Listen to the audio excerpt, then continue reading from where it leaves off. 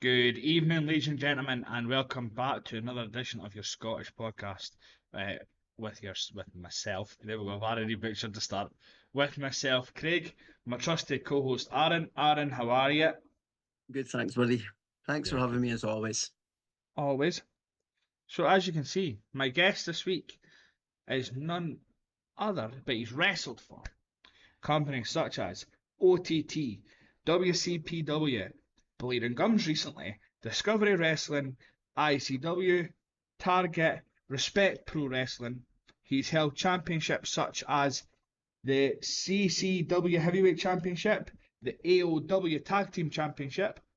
He has also held the ICW Zero G Championship, the ICW Tag Team Championship, ICW Catch Weight Championship, Discovery Wide Division Championship, and he's your current and reigning and three-time Respect Heavyweight Champion. He is the one, the only, Lewis Girvan. Lewis, how are you?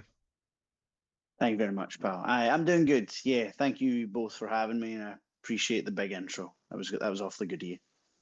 I try and do my best for every guest I have on. So yeah, so I'm glad you're good. I'm glad to have you on. This was only planned like 2 weeks ago that you were going Yeah, to man. come on a podcast. This was only basically planned last week that you were coming on this week. But no, I'm glad to have you on. Um, we're going to start with some icebreaker questions. Okay. Hit me. So, what's your Tesco meal deal? Tesco meal deal. Right, so they do the breakfast sandwich. It's got sausage, bacon, and egg, but they do the triple pack. Um, and so I'm something of a scabby person, so I'm thinking, so for the same price, I get an extra sandwich. So that's always the sandwich. I've convinced myself that since Pepsi Max has got 0 calories, that technically counts as healthy. So that always goes in there as well. And as far as like the treat on the side, it's either a wisp of gold if I'm keen on something sweet, or it's going to be the Thai chili chicken crisps if I'm feeling something a bit more savoury. I think that's like a good little mix of a meal deal. Fair It's enough. nice, actually. Mm. I do like your thinking of the extra sandwich and Mm. the Pepsi Max. I do like the thinking on that stuff there. No, no daft. I don't do anything by accident. No. My partner Tony, she's come in and said good evening, boys. She's sitting in the living room. So good evening, Tony. Even Hello. Tony. Um, do you like a deep fried Mars bar? So as something of an occasional little, like say whenever there's a wrestler who's not from Scotland who comes to Glasgow, and sometimes you have to kind of entertain them for a day or an evening. See, as a bit of a novelty, absolutely. Um, I've got a strong stomach, and I don't think I could be going for one on the reg. See, like they're pretty heavy, they're pretty dense. You don't want one, 2 days in a row. That's fair. Mm. Uh, Chinese or Indian? Oh, Chinese. It's so funny actually that you're asking me this. I was having this exact same conversation with me, my brother Fraser, Ben Rogers, Landon Riley, Colton Davis, Thomas Kearns, and a few other folk. We were all debating which was the best, and Fraser and I, in particular, will die on the hill that a Chinese takeaway is the best takeaway you can get. Yeah, yeah. I think actually, me and Tony were talking earlier, and I think that's what we're getting for tea tomorrow. Is it Chinese? It's like, to me, you just can't go wrong. Like with an Indian, see, especially if you've got the palate of an 8-year-old child like I do, pretty much anything from an Indian is just a little bit too spicy for me to handle. Like I have salt and vinegar on things and I start to sweat a little. But a Chinese, you can go a little bit more, just a little bit softer on the palate. And to me, it's just the best. Fair. Um, Starbucks Great, or go on. Costa? Whoa, whoa, whoa, whoa. Starbucks or Costa? So I'm gonna have to lean slightly more on Costa for the simple fact that it's slightly cheaper. Because see, for me, my coffee order is pretty simple. I will take a large black coffee, please. And when I go to Starbucks and they go, okay, that'll be £7, please. I'm like, I could buy a kettle and some instant coffee for less than that. So on that basis alone, Costa takes the win in my regard. Fair enough. McDonald's or KFC?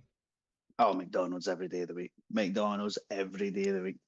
Um, so McDonald's is a bit of like a regular haunt for most wrestlers because usually it's the only thing open after showtime. So I've become very familiar with the McDonald's menu. See, the more I thought about it, the more I went, the more I was like, you know what? As a kid, I think I preferred KFC, but see now, just like it's too greasy, it's too heavy. Again, it's all. I'm just the pickiest eater in the world, evidently. But no, I absolutely love McDonald's. Fair. Right, that does the questions for just now, but we do have more to come back to later on. Awesome, awesome. Okay. So, before we do go into some more detail about yourself, you and Fraser, obviously, Mm, are a tag team as well, but you also have merch out. So, if people were to look to find your merch, we'll get this plugged straight away. Where yes, can they please. find your merch? If you find myself, Lewis Girvan, or my brother Fraser Girvan on Instagram, DM either one of us and we can sort you out with the limited stock that we do have left. It's been a good seller for us, so we're starting to run a little low, but if anyone's keen, we can try and figure something out. Um, that'll be this little top right here. Hell yeah. Oh, Hell yeah. That's my guy. That'll be that See? little top right there. Yeah. See? Was only bought on Saturday. Still bought. Still bought. That's all that matters. Fresh and crispy out the bag.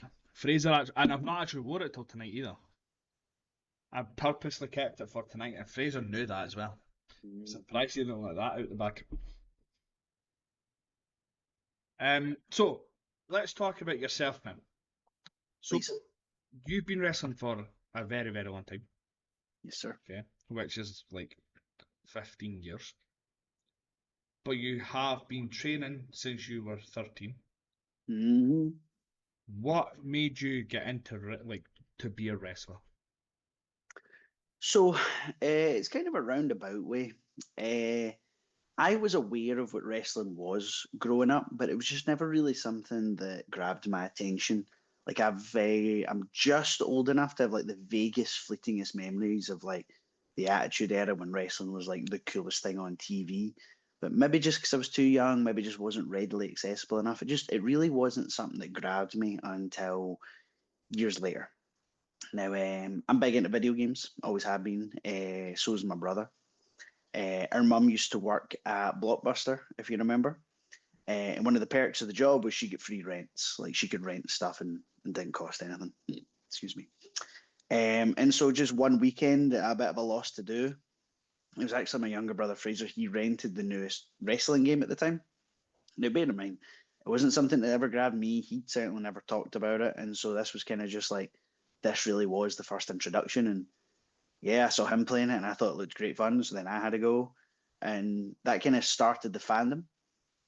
And very quickly, it just became like the biggest thing for both of us. And we tried to consume everything we could wrestling wise. We didn't have Sky Sports, so the only wrestling we could really watch at the time was the Sky One catch up show on a Sunday morning, the WWE Experience. And so that like 1 wee hour every Sunday was like our gateway into wrestling. Because the internet back then, at least certainly not in our house, wasn't what it is now, where wrestling's so easy to find. Back then, you really had to kind of go hunting for it to an extent.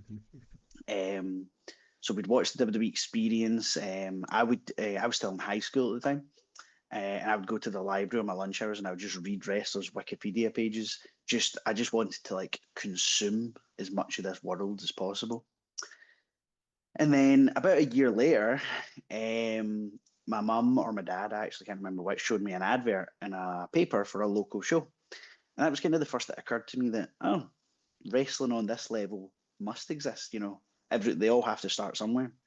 And then, yeah, 2 weeks later, I walked into the, at the time, Scottish Wrestling Alliance school in Linwood. And that's been me ever since. What? So when you went into the Scottish Wrestling Online school, you've obviously been trained by a number of people. but two that you've let me know about, which I want to bring up. One being Big Damo, who Yeah, man. is a legend in the UK business and is doing everything he can in the UK business this day. He's been in WWE, but who is currently in WWE and is thriving in WWE and is one half of your tag champs in Raw. It's Finn Balor. Yes, sir.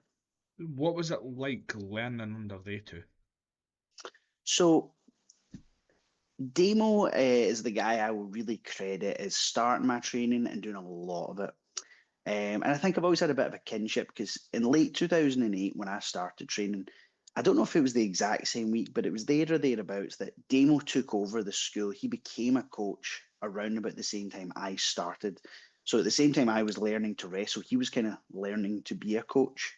Um, and I always thought Damo was a fantastic coach. You know, I really think each person, each wrestling trainee is going to have like a different method of teaching that works best on them. And just what Damo was doing, that's what I really took to. Because like when I first started, I was so young, like I was 13, and I didn't really feel like I had like a thing. You know, I didn't have many hobbies. Like, you know, I didn't have anything I felt like I was good at. But then wrestling, maybe it was just the great teaching I had. It felt like it was something I took to relatively quickly. It was something I really felt like I enjoyed, and I put a lot of that down to Damo. Um, Training under Finn Balor, that was I can't lie, that was tough because back then he was already in Japan, so like he was coming in with an immensely strict kind of like expectation of anyone that was going to be training under him. And so it was a level of like exercise, it was a level of discipline that I don't think many 13-year-olds, but certainly not me.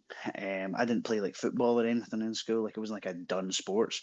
This was my introduction to like physicality. Um, and one thing that I really appreciated, one thing I think that I really enjoyed about it was I wasn't looked down upon for being younger. It was very much a, nope, you're here and good on you for being here, but you're going to be worked just as hard as everyone else. And I think that made me kind of like meet that challenge, which I really enjoyed. And so yeah, I really credit Finn Balor for kind of instilling that work ethic in me quite early. Class. That's very good. It's good to see different styles. Like obviously, so teach different styles as well, but also like you credit one for one thing, credit one for another. It's good that they've got their own credit, and it's not something that's like a mixed thing like you do with some wrestlers who get trained. It's they've trained a couple of people, but it's the same stuff. So they credit No, no. the same people for like credit people for the same thing. So it's good to see that it's credited for something different. If I can get like, I'll say this because this is what Damo says, and I do think he's right. His biggest advantage was a coach was he was self-aware enough to know I don't know everything.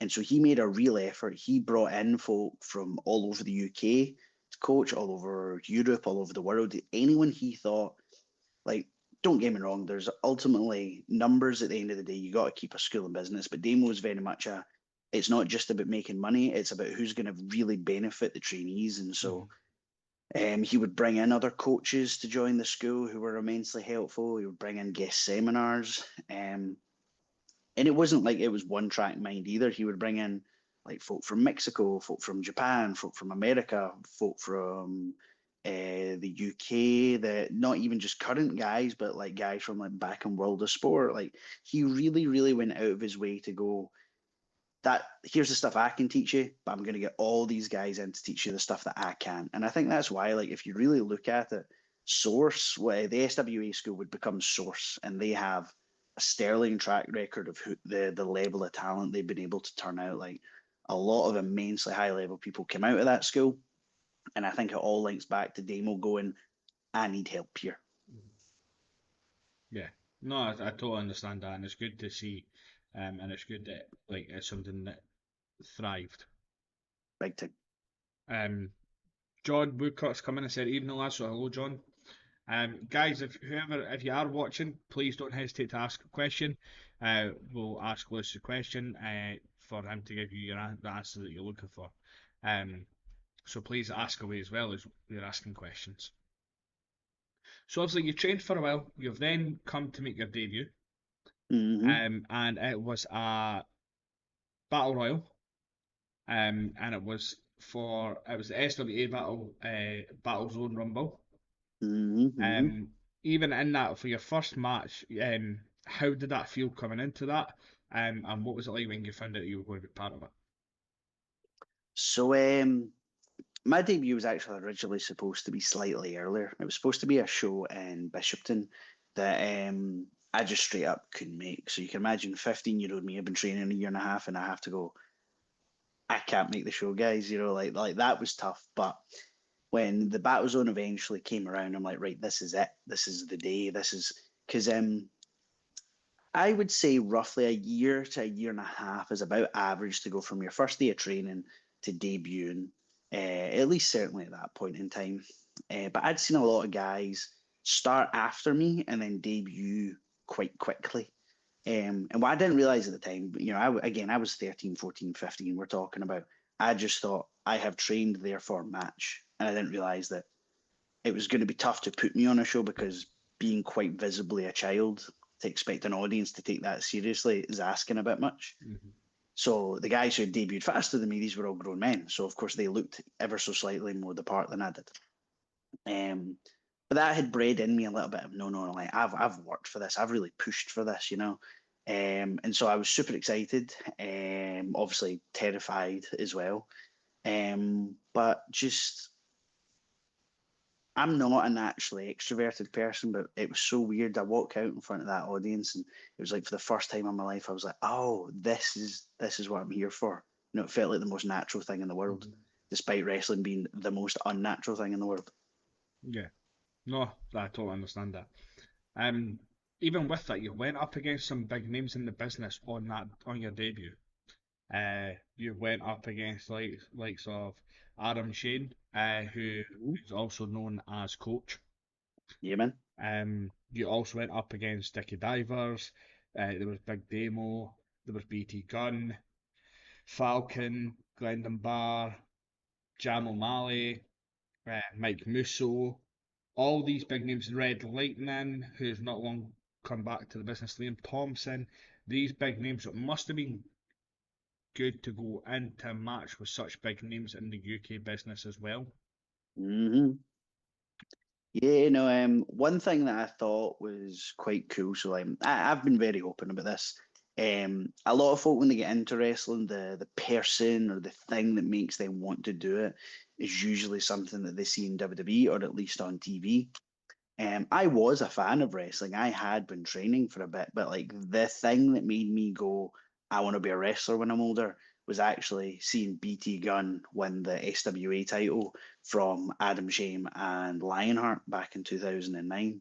So to be making my debut, to be in the ring with BT Gunn, and for him to actually be the one that eliminated me from the Battle Royal, that was a cool little moment quite early on for me, going, I'm like in a sort of way kind of brushing shoulders with the people that like really inspired me to do this thing. And so that felt really cool. Mhm. And then even like that, like you went on to have a great career, which we will touch on. But even if that was your one and only time, you've done it.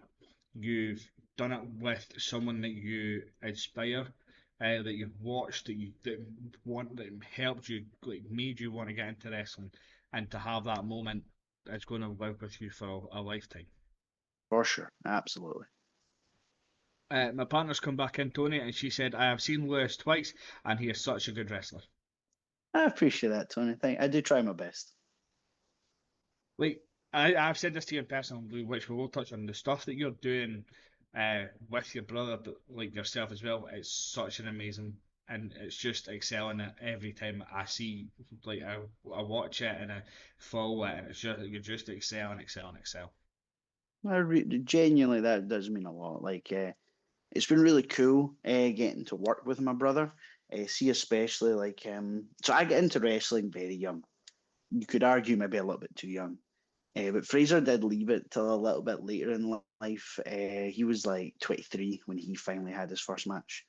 But just to see how quickly he's come along, to get to work with him, to get to see him make these strides, I've really, really enjoyed watching it. He does my head in sometimes, but he's learning, and I'm proud of him for learning.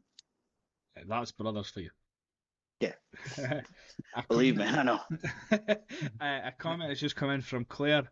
It helps that he looks like Drew McIntyre. Yeah, I've heard that once or twice in my life.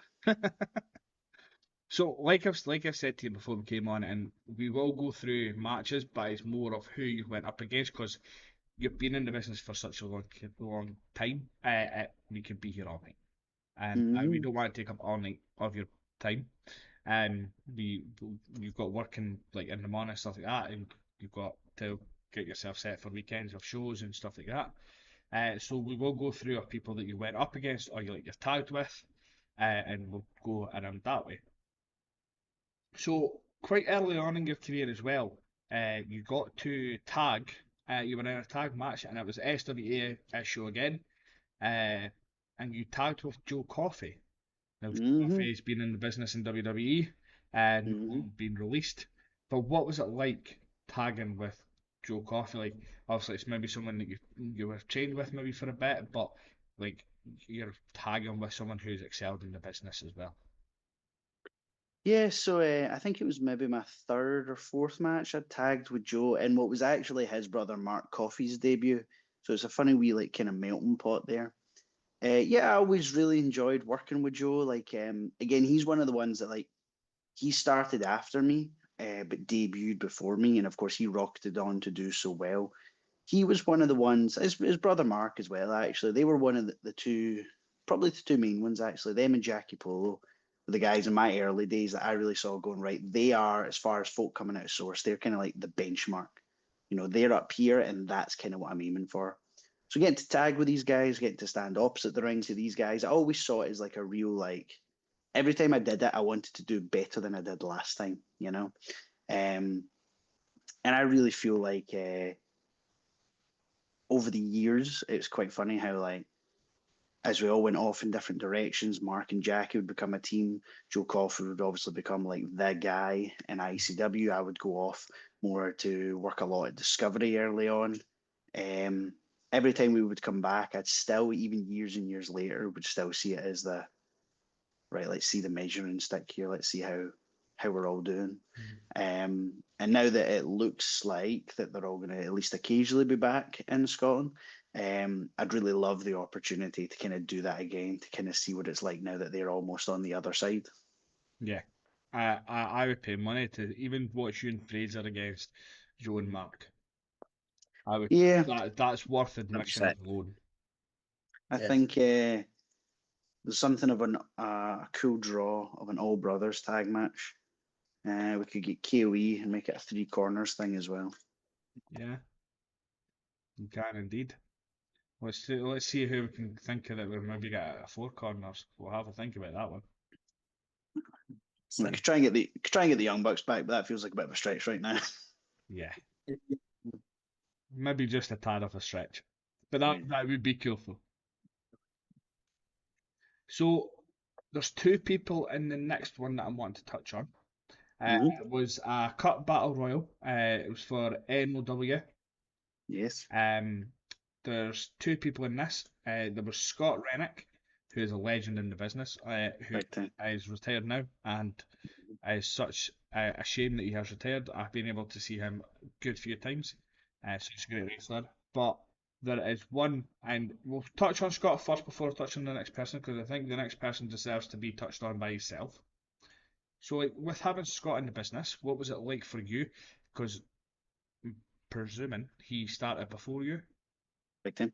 so he would be someone that would help you through your career at the start. What was it For like? sure. So like I told the story just a minute ago about how it was seeing BT Gunn win the SWA title. That was the night I was like, I want to be a wrestler when I grow up. It was actually, funnily enough, seeing Scott Rennick win the SWA title that made me go, I want to be the SWA champion someday. You know, so still working on that one. It's going through a little bit of a metamorphosis, but hopefully someday. But yeah, no, Scotty was just like you couldn't ask for a friendlier guy. Like I just to his core a good human being, and just one of the best guys you could ever have around. Like we talk about good guys and bad guys in wrestling, just like the most natural, like good guy on a show. Like he was almost impossible to boo. Like audiences could just feel that coming out of him. And so yeah, no, just when you're a young trainee, no matter how friendly or inviting anyone might be, you're entering this daunting new world, and it can be quite scary. It can be really intimidating. But Scotty was one of those guys that he always remembered, like, everyone's here to give it a go. Everyone's a fan, just the same as one another. Let's make this fun. Let's make this inviting. And so it was always good training with Scotty, and it was always just as good working with him as well, either tagging with him or standing opposite the ring from him. Fair. So the next person was the guy who won the Battle Royal, who has been in the business for a very long time. He has took a gap and he has returned. He has one insane. I'm going to say motherfucker because he is. It's the one and only Chris Renfrew. Mhm. Anyway, um, but like having him the way he is, it must have been something totally different as well for early in your career to see what he was like. The first time I ever set foot in a ring was with Chris Renfrew. Like when I started at the SWA school, they were very big proponents of getting into the actual ring, actually stepping between the ropes. That's not a given. You know, that's something you kind of do need to earn. You kind of need to work up to that point. So after I want to say a few weeks, maybe a couple months of training was the first time I was like, right, you're going to get to do something in the ring today. And yeah, I was in the ring with Chris Renfrew, and he was someone that he set a particular standard, a certain pace that like you were to meet him there, you know, and that can be scary. See, especially when you're brand new, that could be really really scary. But that is something that like again, it made me have to be better, you know, and so it was tough, but I tried my best.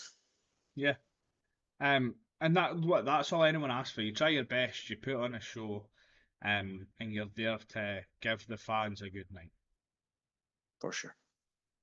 Um, I'm just going through. Aaron, have you got any questions just now? Well, I look through of who else I can think of. Look through. Well, are you going to mention who I think you're going to mention? Saying that doesn't help me. If that doesn't help you, say his name and he appears. I've not got to that point yet, but we'll go for it. That's why I was at, that's why I did more. We'll go Sorry. for it. Go for it. I'll give you your moment here.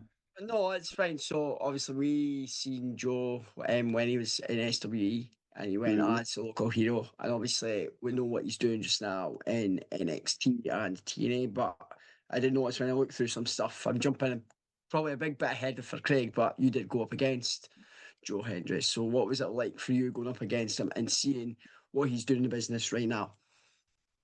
So I played a little bit of a part in the training of Joe. I'd been around for a few years at that point. And when Joe started out, the best word is just voracious. He wanted to learn. He wanted to absorb as much as he could. So he talked the ear off of every coach at the time and everyone of any level of experience. And I think it's a real testament to how quickly he was able to do quite well. It's like the information was there and he just went hunting for it, you know? So to have helped him even that tiny wee bit early on, like his finishing move now, the big choke slam that he does, I actually taught him that.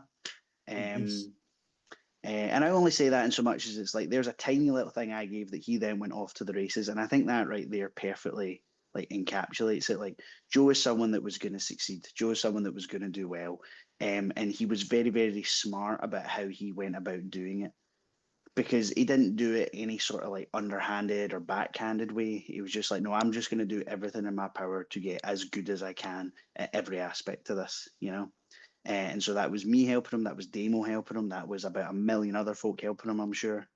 And yeah, no, just really proud of the guy. You know, like to have seen him on his first day of training, and then to see him at Royal Rumble and WrestleMania and TNA World Champion. Like, um, aside from being proud of him on a level of knowing him, it's like he then goes to show that like any of his like he didn't get plucked from obscurity by accident. You know, he made it all happen. And that just shows that if you're willing to, you know, not sleep and not eat and not stop working, it can happen, you know? Yeah, like obviously I know we seen him when he was here, and it's like just to see what he's doing now. He's just and like he even put the work in here before he went elsewhere, and just to see him thriving and doing so well. I know obviously then he had the TNA Championship, and I know he's obviously trying to get that back. But to see, for me, from seeing him here, like in my own home promotion years ago, but to see him actually thriving in NXT and TNA is just it's phenomenal to see. As you say, he put that work in, but to see actually see a star that you've known and grown to see at shows and seen him do so well as well, I think it's absolutely great. And that song is just so damn well bloody catchy, man. Well, like, at one point when he started doing the custom entrances, Mm-hmm. Joe and I actually lived together at the time. And I distinctly remember 2, 3, 4 in the morning hearing him saying the same lines over and over and over again as he was trying to get it right so he could record it for the show the next day or the week after, whatever it might be. And I remember saying to myself then, if I never hear Joe Hendry ever sing again, it will be too soon. Little did I know. that, that is a great insight in class, but probably not good for you when he's trying to get that over the way it is now, if that makes sense. It's okay. I've got headphones. Don't you hear it? Delighted for you, Joe. Don't you hear it? It's class. That is clear. Um, I was someone that you went up again. We did talk about off the stream. We touched on him. It's Falcon. Yes. We touched on Falcon off before we came on. But what was it like with Falcon? Obviously, you we'll get into it later on because it wasn't at this point. Maybe I don't remember, but we might just touch on it now as well. But you went up against Falcon. Um, what was it like going up against him? But also, I'll let you tell what happened after the match that you told off stream. Yeah, no, a lot like Scott Rennick actually. Falcon was just one of the guys that, like, early on, certainly when I first started at training, you kind of hoped you get paired with Falcon because he was like one of the really good ones. Like, you really knew you were going to have an easy day if you got paired with him because, like, he was just like a natural man, honestly. Like, as athletic as you like, and just like he had a good head on his shoulders about how to like he was one of the first guys that really helped me understand the difference between just kind of getting through a match and putting in that extra effort to make your opponent look good. Like, he was the first one to ever really like break down that concept to me. Um, there's one phrase in particular actually that he used that, like, to this day I'll still echo to trainees when I teach them. You want to, in particular, put a lot of respect on your opponent's finish. Don't you ever be the one to suggest, oh, and then I kick out your finish. Or don't ever be the one to be like, oh, I don't particularly like that move. Can you do something else? It's like that's their move that they've put like the time and effort and equity into making mean something. And so it's your job to respect that. And that's something he taught me, I want to say, 2009, probably, being conservative. And it still rings in my head now. So getting to work with him on an actual show was really, really cool. I would say, yeah, it was about the September of 2011, something like that, that kind of period. And I just remember being really, really excited. And then a cool little tidbit was Falcon has always like famously worked under a mask.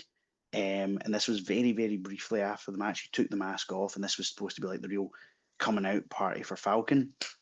Um, I don't know the specifics of him putting the mask back on. If I had to guess, it's he probably realised that that was like a cool notch that he had. That was like an identity that really helped differentiate him. But to be like this like small little moment in Scottish wrestling history, particularly within SWA where Falcon really cut his teeth, like, it was kind of cool for me as someone who'd been an SWA fan before I started to go, I was the guy in the ring when Falcon took his mask off. That's, at the time, certainly felt like a big, big deal. Yeah, and that's something that when I next see Falcon, I will be speaking to him about and Please, yeah. about it because it's something that I never knew happened, um, Yeah.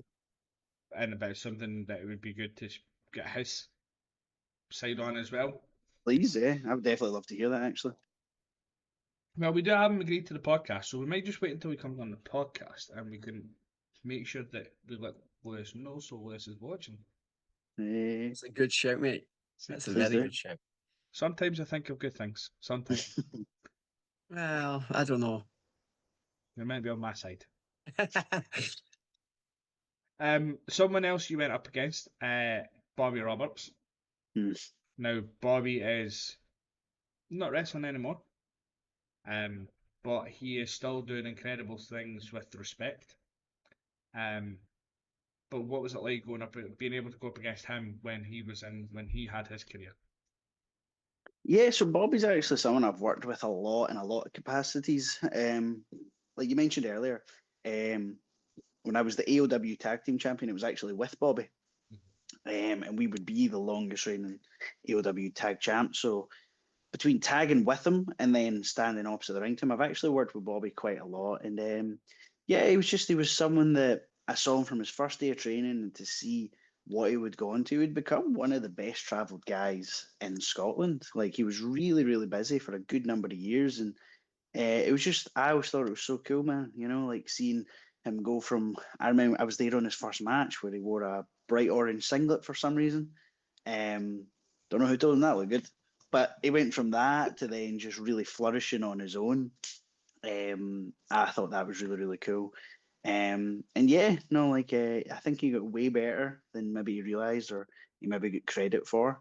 Um, but I think a consequence of how busy he got was, yeah, unfortunately reached a certain point where he physically couldn't do it anymore. You know, it's like I feel it myself, you know, you can only fall over so many times before your body tells you to stop falling over. Like you see me fidgeting in my chair and it's because every bit of me's sore. Mhm. But yeah, no, like all credit to Bobby. He started a wonderful thing in respect, and he's now handed that off to Sean McNair, who's now running it just as well. You know, Mhm. I was really delighted to see respect come back, and I'm glad to be a part of it. Yeah. And we'll touch on it later on because Respect on Saturday past was my first Respect show. Um, but and it was a very good show. I thought it was well run. I thought the annex that they used was a nice wee venue to use. Um, For sure. and it's something that I will be looking to hopefully go back and see as Respect because I did really enjoy it. I got a good laugh with the people that were there. But yeah, we'll touch more on that later on. Someone that you went up against in a tag match, is Nikki Storm. So Yes. she is excelling in the business again just now, with what she's doing with the Y6. But like this was obviously a mixed tag because you partnered with Kirsty Love against Nikki Storm and Scott Rennie. But what was it like going up against Nikki Storm, especially with that being early on, and she would be excelling, building her way up to going across to like obviously she's never went for a while yet, but then she's went across to America. But what was that like? So that match specifically was on at the time quite a big show for me. It was SWA was running the Paisley Town Hall, and I had done it before, but I'd been in like a big battle royal. But to have like an actual like tag match, like a formal match on a show of that scale, I was really nervous. And Nikki, to her forever credit, is very, very good at. She's never going to be someone that overcomplicates a match. She's never going to be someone that turns it into anything stressful. She's really good at going, right, we're wrestling for the audience. What did they want? She's great at reading the room in that regard. And she's also really, really good at recognizing here I am, 16, 17 years old, fresh faced as they come, and going, hey, don't you worry. We're going to make sure that you look good. We're going to make sure that we look good. Everyone's going to go home happy. And yeah, like Nikki's one of the ones where, like, when I started wrestling, I threw myself into it. I was there 3, 4 days a week, every week for years and years and years. And she was the exact same.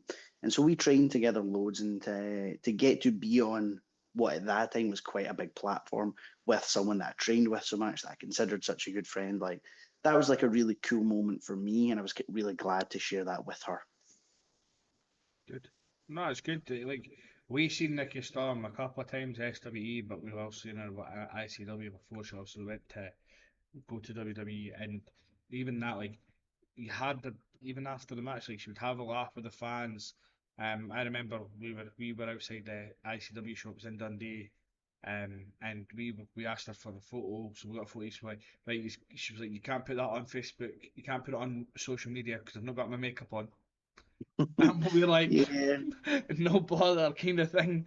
Well, It there's was just anything. that she had a wee laugh and asked, like, was speaking to me, asking how you thought the show went and stuff like that. So it was good to see, especially guys like that and girls like that um, they'll chat away to you and like, because you'll get some guys or the girls that think, oh, I'm better than what other people are. Like, I'll just stay away.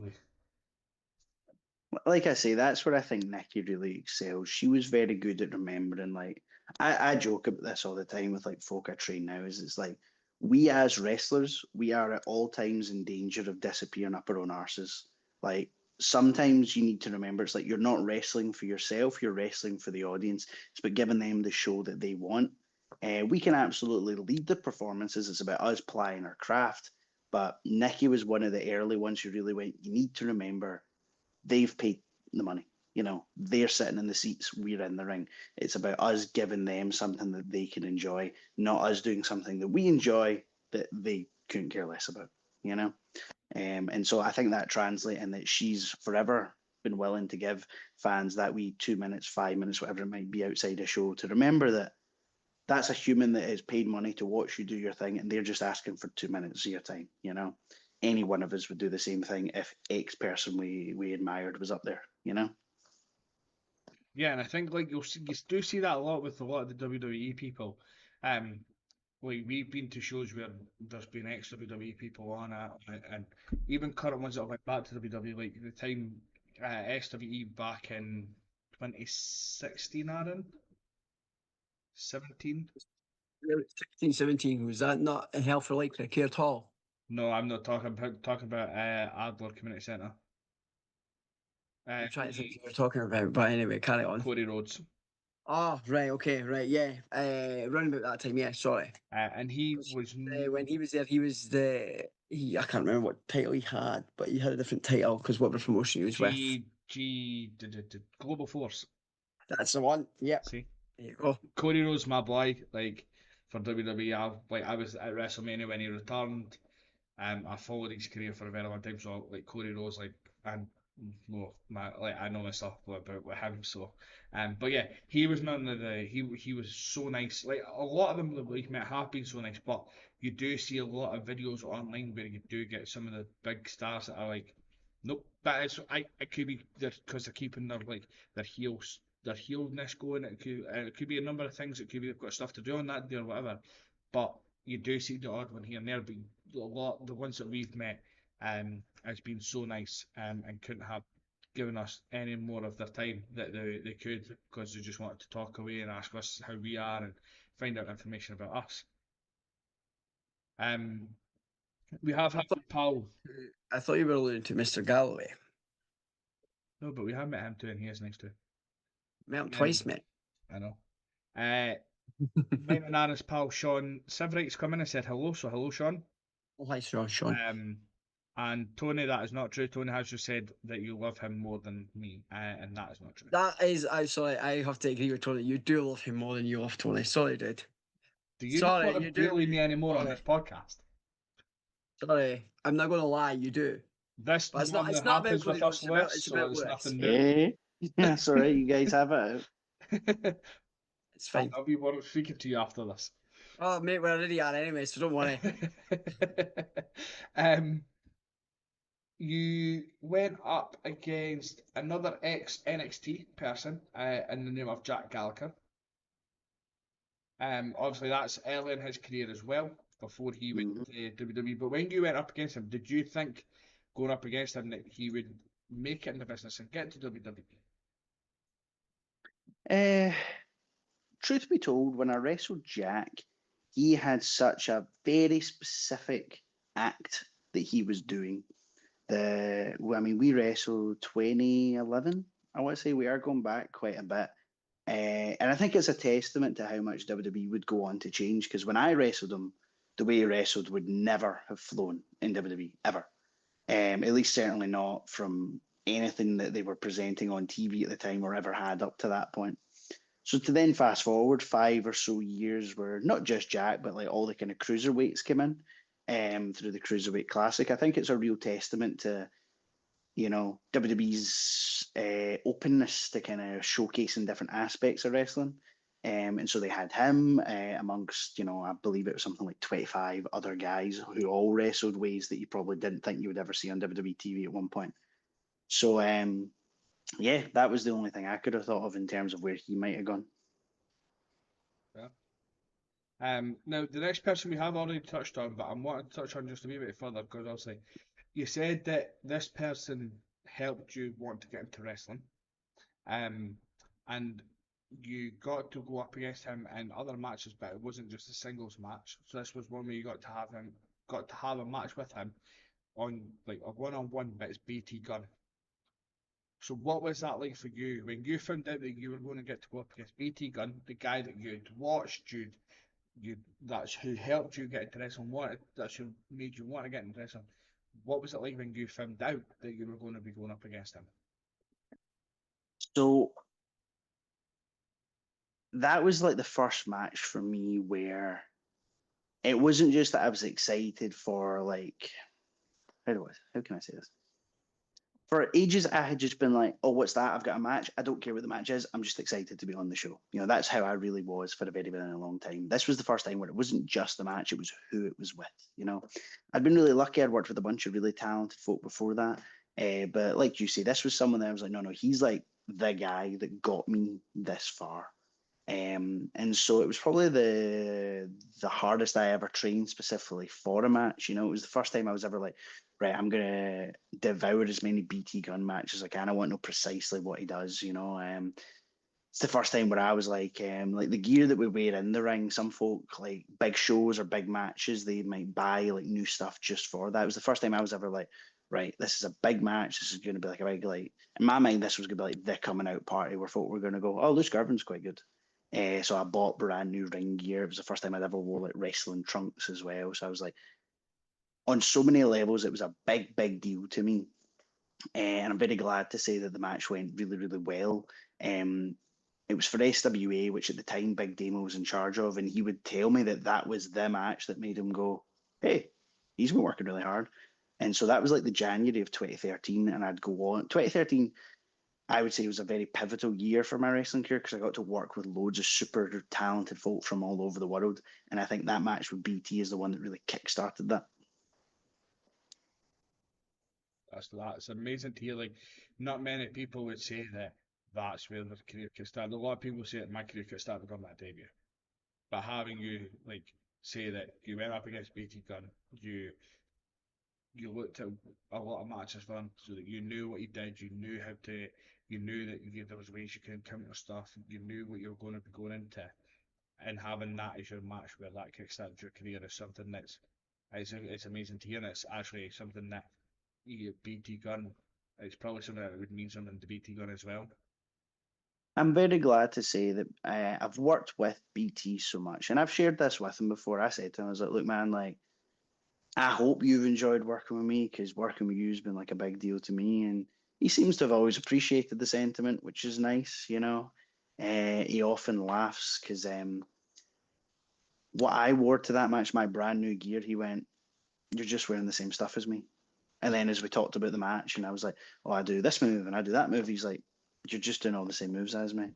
And this is a problem that we would run into quite a lot over the years where it turns out I am a fan of BT Gun and he's like, "Hey man, appreciate it. Gonna stop copying all my stuff." Oh, that's class. That is absolutely class. I wouldn't want to be on the end of a BT gun chop though. Definitely Oh not.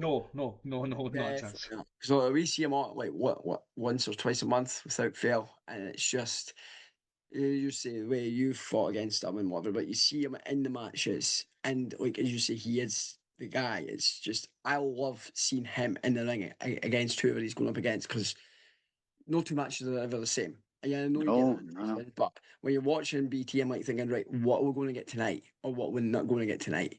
And it's like I don't know about Craig because he'll and then we'll come back to whatever he's going to speak about. But I love it when he goes out the ring. I don't know about you if he's done this when you fought against him, but you could be fighting in the ring, and if there's a tuck shop, he'll go over to the tuck shop and he'll grab either a bag of crisps or popcorn, and he'll actually utilise that and throw it over you Mm, or whoever he's fighting against. And I'm thinking that is inventive as anything. How in fact he'll just go over and it could be a different thing each time. On a bottle of water, he'll throw it all over them. I'm thinking mm. that is class. Yeah. Yeah, I'll agree with him, and I'm also ready to agree with my other half as well because she's just coming again saying, I do good chops," and she does. You don't want to be on the chop it, chop No. and Tony But you don't want to get the eyes either. or that. Um, After that though, You made your debut for what I would say would be the biggest company in Scotland, and that was ICW, Mm-hmm. and that was at the Square Go. Yes, sir. It was a 30-man Square Go, where you went up against some absolute legends in the business that we've not touched on, the likes of TJ Rage, Sweeney, Solar. There's Shakib Ali in there, Noam Dar, Massimo Di Marco, Nathan Black. There's Mark Coffey, Liam Thompson again, Kid Fight, Jack Jester, Grado, Renfrew, Big Demo, Davy Boy, which is Davy Blaze, uh, Dickie Divers, Yuji Maki, Andy Wild, uh, big names in there. What was it, how did it come about you actually getting to get told that to get asked about going to ICW?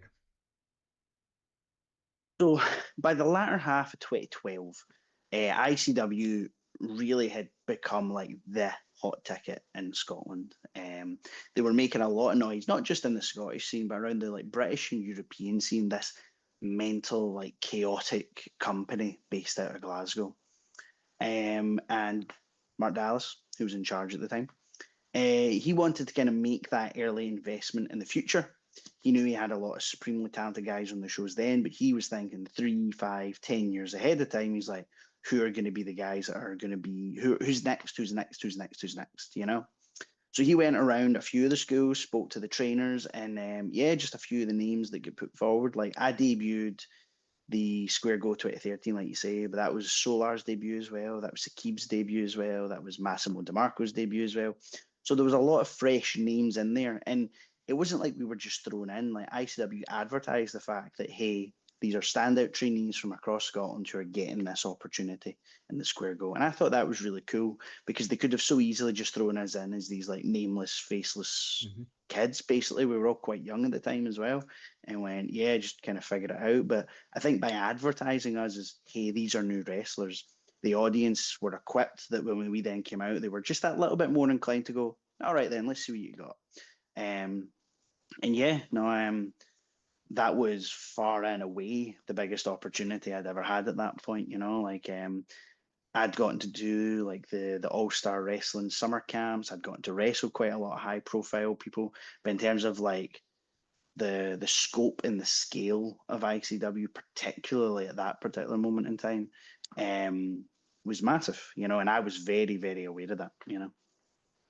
Yeah, and like even just having that, it's good that they did advertise. Like you do get a lot of companies that'll bring in people that are still like trainees, and they'll just be like, "All right, there's your match, you get shot 10 10," and they'll come out and people like, "Who are they?" Or they'll be advertised, be like, "Right, who's that person?" kind of thing. Like, what? Because it's maybe people that you've never heard of before. So it's good that they were like, "Nope, these are trainees. These are getting a chance." Like, and then people are like, "Right, okay, let's see what they've got," kind of thing. So that is good. You went back to SWA though, and you were in the Scottish Senior Heavyweight Title tournament. Now you went all the way to the final. Unfortunately, you did not win. Wellbore won that. But the one person I do want to touch on that you went up in the quarter final is Zack Sabre Jr. Mm-hmm. Someone who is technically gifted in this business is doing absolutely amazing for himself. What just being in the room with him? What was that like? So that weekend was, but that match specifically was like a really, really important weekend for me. The reason the Zach match was so important is because physically I'd always kind of been this like in between where I was like, I was too tall to be a small guy, but I was too skinny to be a big guy. I'm not the most natural athlete in the world, and so technical wrestling was a style of wrestling I really gravitated towards. It was something I really, really plied myself to get good at, and so the natural comparison, particularly in British wrestling at the time, was Zach. And so to kind of get to go in there and to kind of go hold for a guy, that really was like such a pioneer, certainly in 21st century wrestling, of like bringing that old as new technical catch as catch can style. Um, that was a real test that I think that was one of the first matches. The BT Gun one, sure, some of the other ones, but I think that was the first match where I knew, oh, there is levels to this. This guy is definitely a rung above me, and it's up to me to put my working boots up to match him. I'm not in the business of pulling him down. This is about me pulling myself up to match him. And I was quite proud of myself in that I felt like I was able to do that. And that kind of kicked off what would be a really important weekend, because you mentioned the SWA junior title. I'm not in the business of chasing belts or anything like that. I think they're cool when you get them, but like the SWA junior heavyweight title, that was the only one that I ever had like a real like monkey on my back about. I want that one, and it was because like, so I got to work with Zach. That was really cool. The day after, I wrestled twice in one night. I wrestled Jimmy Meadows, who was a protege of Robbie Brookside, one of my coaches, who's now in NXT as a coach. And then for the first time in my life, and this was something that the moment and weight of it was not lost to me. I got to main event a show, be this singles match on last for the first time. And that was a responsibility, and that was a position that was really, really important and quite solemn to me. So get to do that, and to do it with Wild Boar, who would go on to do fantastically well in NXT UK, for example. That was really cool. And so yeah, like that to me was a weekend of like, see, especially you wrestle Friday, Saturday, Sunday, because I we would do a trainee show on the Sunday as well, like a little showcase to kind of cap off the weekend. But 4 matches over the course of 3 days, getting to really feel like this is what being like a full-time pro wrestler would be, and getting to be in the ring with such immensely talented folk. That was one of those times where I was like, oh yeah, this is kind of the end goal here, stuff like this. Yeah, no, that's class. Um, and it's good to see that obviously you have a lot of wrestlers will say it take like obviously it takes your toll on your wrestling so much over a weekend.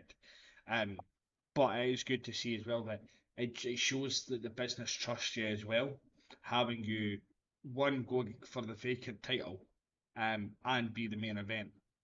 Yeah. So it does just show you that a company does trust you, and they do find you that you will be a good fit for that as well. Yeah, like Damo was still in charge of SW at the time, and I distinctly remember like I'm 18, I'm a wee guy, but I've been doing this wrestling thing for 5 years at the time, and Damo come up to me after that second match. So they had two good matches, three over the course of the first 2 days, and I'll never forget him saying, I hope you're proud of yourself because I'm proud of you, and like that really did mean a lot to me. That was kind of I didn't realize it, but as soon as he said that, I realized that was kind of a big thing that I'd been chasing. I wanted to feel like I was good at this thing, and kind of getting the nod from someone I respected and looked up to so much. That was really cool for me. Yeah, nah, that's class. Your first singles match in ICW, Yes. um, you it's probably one of the best ways you can go about it with who you went up against, because all he does is want to have a laugh in the business. But it's Grado, Yeah. someone that has obviously been big for the career for a very long time. We got to meet him last year at the Philippa Wrestling Convention. Um, we've met him before. He's come at SWE. We've met him at ICW, still like that. But what was it like for your first singles match in ICW to be against him? So a lot of funny stuff went into this. The night before I wrestled Grado, there was a promotion at the time called Fierce Females that I was just helping out at. And Mark Dallas was there just watching the show. And he comes up to me after the show. And again, I'm quite young, and Dallas is like the boss. I was quite tentative around him. I didn't like most folk. I didn't want to say something dumb and him go, Mhm. "Oh, he's annoying." Not having him on my shows. So I was like, whenever he was about, I remember him putting his arm around me and he goes, "William Grange is injured, so he can't wrestle Grado tomorrow. I need you to step in. Do you think you can do it?" And I was like, "Yeah, yeah, no, of course, I can definitely do it." And he goes, "Right, because other folk have told me you're good, so you better not mess it up." And I was like, "Okay." Uh, so there I am. And what folk need to remember, by like the summer of 2013, Grado had been wrestling for a while, but he'd been wrestling like on and off. And so Grado, he's also, certainly at that point, was not the most confident performer. Like he was great as soon as he was out there, but see backstage talking about the match, he was like, "I'm not very good, so you're kind of going to need to do most of the work here." So a combination of Dallas saying that, Grado saying that, and I'm like, I think my head's going to explode. And so we were going about the match, and it was so funny because it was I was so ready for it to just be like Grado and I. And then Dallas comes to me and he goes, we booked Sarah to manage on the show, but she doesn't have anyone to manage, so she's coming out with you now. And I was like, okay, that's fine. Why is she managing me? And he's like, I don't know. Okay. And then over the course of the match, Kaylee Ray was the guest referee. And again, I made the mistake of going, why is she the referee? And I get the same, I don't know. I booked her, but she doesn't have a match, so cool, man. So already there's all these moving parts, and then it's oh well, Carmel is going to attack Kaylee because they're feuding it, and then that's going to bring Joe Coffey out. But then Wolfgang's going to save the day. But then Andy Wild's going to come out, and then once all that happens, then Grado's going to beat you. So now I've got all the pressure of Dallas saying don't mess it up. I've got Grado saying please carry the match for us, and I've got 9 other bodies to try and contend with. And I'm 18 years old, and it's my first singles match in ICW, and I'm like, guys, I'm going to be honest, I don't like wrestling anymore. So yeah, loved it. Had a great time, but it was a long journey to get there. It's not That just was that class. you notice with Grado as well that all he likes to do is take the mick in his matches. There was a time Yeah. I wasn't at it, but I've watched it back numerous times. Um, he came to the not the Adler, the Curtin Community Centre in Dundee. It's literally around the corner from where I stay now. Um, and I wasn't at the show, but I've watched it back. It was on YouTube. It's hilarious. It was him versus Colt Cabana, and they came out of the ring, and Grado starts running around the ring, and Cole's like, I'll chase him. So he starts chasing him, he overlaps him and keeps going. So Grado stops at the post and goes, I'm done. But he was also one, before he came out as well, to watch the wires beside the entrance. Hmm. Did he not nearly trip over them? Of Literally, course, of starts course. walking backwards, hits it, goes like that. That's a hazard. Even though they were covered and he was told to watch the wires. I'm like, it's only Grado. Only Grado. I, Only I feel Grado. like there's been about 15 years of folks saying that. But he's still good at what he does. Oh, So good, absolutely. like that's 100%.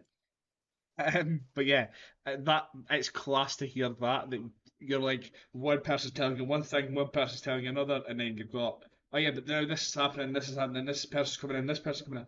That person's the guest referee just for the sake of it, and you're like, uh, You got to try and remember it with all these yeah, moving parts to get to the end and goal as well. A Grado winning, you're like, and then you're like thinking, "Fuck, I don't want to fuck this up for Dallas." So it's Yeah. Grado, and I'm like, and then you've got everything else. And it's like, me, that was me. My head would be like, "What the fuck?" Yeah.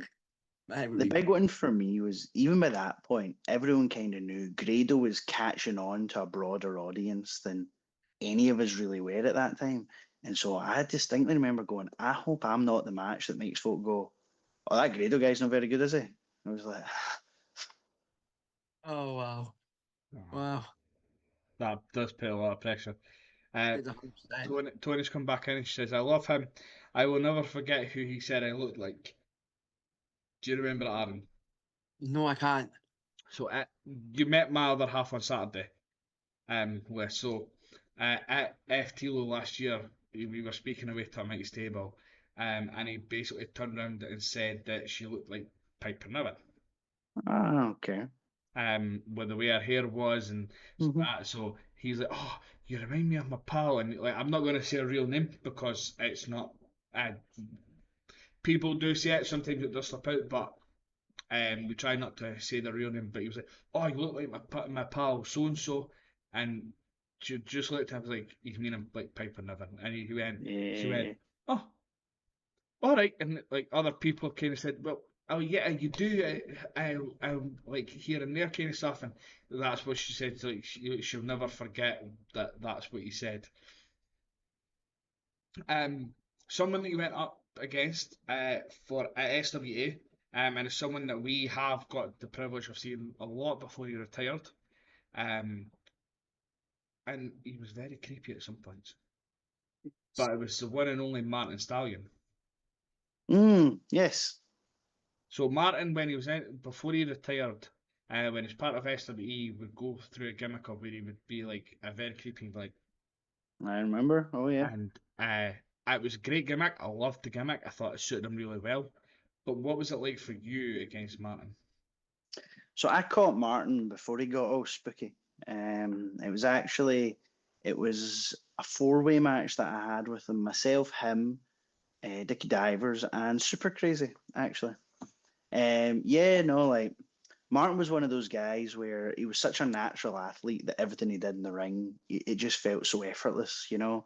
Like he moved so well, he could throw you around so well. Like he was just like a good all-round kind of talent. And so it was quite funny actually, me, him, and Dickie Divers all saying it's pretty cool. We're getting to work with Super Crazy, you know. Meanwhile, Super Crazy was just a very nice man who just seemed blissfully unaware of like the level of at that point Eve already the level of legend that he kind of was doing the work he'd done in like ECW mainly, but like stuff in Japan, Mexico, and obviously WWE. Like we were all quite like, oh, this is a big deal. This is quite cool. And he was the one going, sorry guys, my English isn't very good. We're like, sorry, your English is fine. Trust us.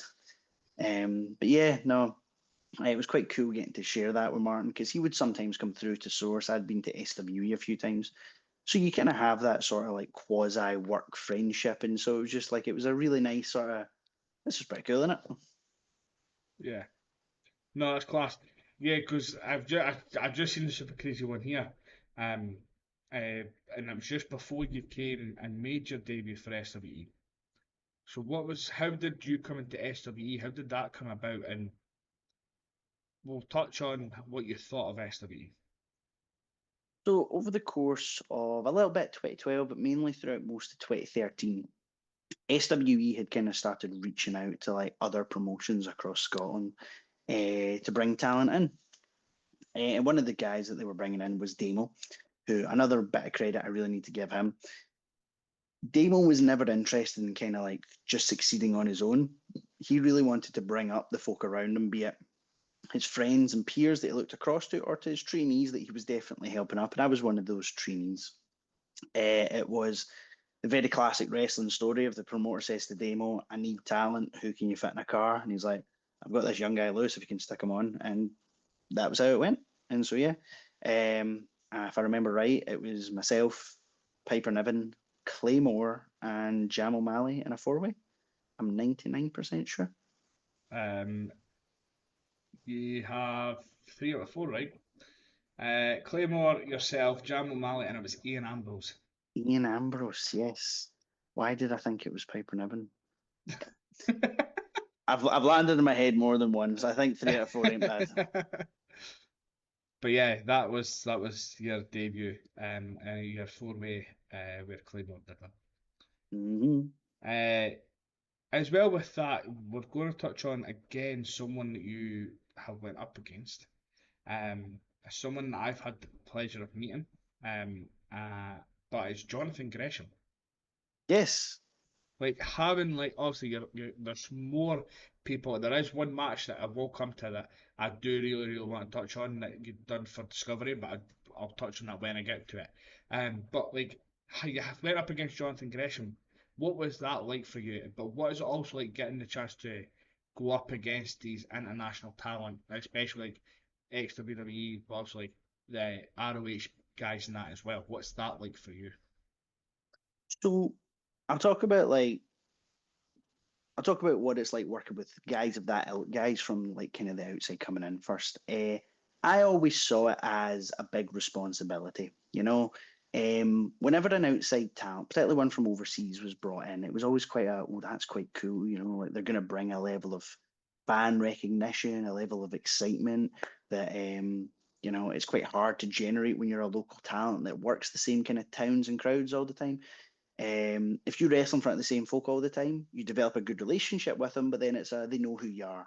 When someone new comes in, particularly if it's someone that maybe they've seen on telly before, that's quite ooh, this is quite fancy. This feels like a big deal.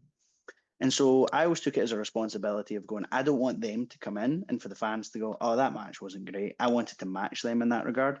But by the same token, I was very proud of the scene we were building in Scotland. So I didn't want any of these guys to come in and go, that Scottish guy was terrible, you know? So I tried really hard to be my best self in these matches, which I think is why I was then fortunate enough to work with such a broad range of folk. I think folk recognise that, hey, we put Lewis in these situations and he tends to thrive under that particular kind of pressure. Um, And to then link it back to Gresham specifically, I actually think the match I had with Gresham is certainly at that point and still top 3 to 5 most important match I've ever had. Because he wasn't someone coming in with like a massive career on TV that he was coming in off the back of. He was very much an indie talent on the come up as well, but he was doing it in like 01 in Japan and CZW in America. So he was hungry and he wanted to put on the best match he could, the same as me. So I think we just put our heads together and we really came up with something that really, really special. It was one of the best matches I've ever had, even now, all these years later. And it must have made a good impression on him, because I only say that because that was the February of 2014, and then fast forward to the February of 2024, he comes to Iron Girders and I meet him there, and even 10 years later, he immediately went, "Oh, it's you." So I've wrestled a lot of folk in my time. Unfortunately, when you land on your head as often as we do, it can be a bit easy to forget names and faces. But if someone makes a good impression on you, mostly through a good match, you do tend to remember. But the reason why specifically it was so important is because the trickle down effect of that match was very good. And the audience that night was Alan Smith, who would then go on to create Discovery Wrestling. Off the strength of that match, he decided quite early on I was someone he wanted to feature on his shows. It was through the good work I was then able to do with a bigger platform in Discovery that I think then helped me really branch out across the rest of the UK. But it would also look back to for lack of a better term, I kind of felt like I'd been treading water in ICW for a number of years. I felt like I was a good hand that they felt like they could rely on when they needed it, but I wasn't someone that they were necessarily planning around. But when they then started to see the good stuff that I could do in Discovery, that's when ICW went, "Hey, maybe Luce is a guy that we can do a bit more with." And I can link it all back to that match with Gresham. So not only was it a good match that I really enjoyed, I learned a lot from, but the trickle down effect that had on the rest of my career really can't be measured. Perfect. No, it's good to hear that that's happened. Now, I'll be after what I'm going to touch on next is your debut for Discovery that I will touch on. Um, Yeah. but the next match I do want to touch on, it was for the N7 title, where it was you went up against Big Damien O'Connor. Mm-hmm. You did beat Damien O'Connor, Big Damo, to win your first ever championship. What I want to touch on is when you were told you had this match, and Mm-hmm. you obviously found out that you were going to be winning the title. But what was that all like for you, and what was it like when you actually got handed that title? Was it just that, oh, I've won my first like championship? I know that some people it makes them get a little bit emotional. Did you have your family and friends here to watch you? What was that all like for you? That like even the whole day of that. So the N7 title was for a promotion at the time called Pride Wrestling, and they had ran this N7 league that, to put it mildly, went on a very long time, and I don't think anyone was, because it was a bit like it wasn't like a traditional knockout tournament. You lost a match, you were out. It's like a point based system where you got a certain amount of points for winning, certain amount for losing, for how you won, stuff like that. But there was quite a lot involved. It was over the course of multiple shows for, I'm not joking, about a year and a half. So when it was the final of the N7 title tournament was announced and it was Damo and I was very much like, am I? So already I was like, okay, well this is cool, getting to be again main event of a show. That's even something now that I don't take lightly. That is a responsibility that you're in that spot. And to crown a first ever champion, particularly for a company that was doing quite well, I was like, okay, this is cool. This is again one of those spots where the pressure's on, but I thrive in that pressure. I like matching up to that. Mm-hmm. And I remember typically when you arrive at a show, maybe an hour before the fans are let in, we have what we call a run through, where the promoter will basically just talk through the full run of the show, how long matches are, who's good, bad, who's winning, all that kind of stuff. Basically, just so everyone involved has a good idea of what the show is running like, and also so that if there's anything critical in a match, that you don't end up repeating yourself too much. And I distinctly remember he left out who was winning between Damo and I, like he didn't say, which I immediately thought was quite odd. And then I tried to ask him, and he's like, "Oh, I've actually not decided yet? And I was like, okay. So Damo and I went about planning, and actually it wasn't until the match before us was already in the ring. So we are down to like crunch time here. The promoter at the time said, he goes, we've made the decision. We want Lewis to get the belt here. I'm very much, and I've never asked him, but I think Damo definitely knew. You know, he definitely knew, and he was just winding me up by not telling me. But yeah, no, like you say, like it is emotional because like winning a wrestling title, it might not be the same as winning like an actual like sport thing. You've not physically beaten someone. But I've kind of always seen it as it's a wee bit like if you're an actor and you win an Oscar, it's one of your peers or a team of your peers, they've decided that at that moment in time, you best represent what that belt is about. Your talents match up most closely with what that belt is supposed to be about. Um, and so, yeah, see, especially like, because I'd started wrestling training in 2008, my first match in 2010, then like here we are, 2014, before I won my first title. See, just because I was never chasing it, like I said earlier, but it was becoming a little bit of an itch to scratch, or just a bit of am I doing something wrong here? Because I'm having these good matches.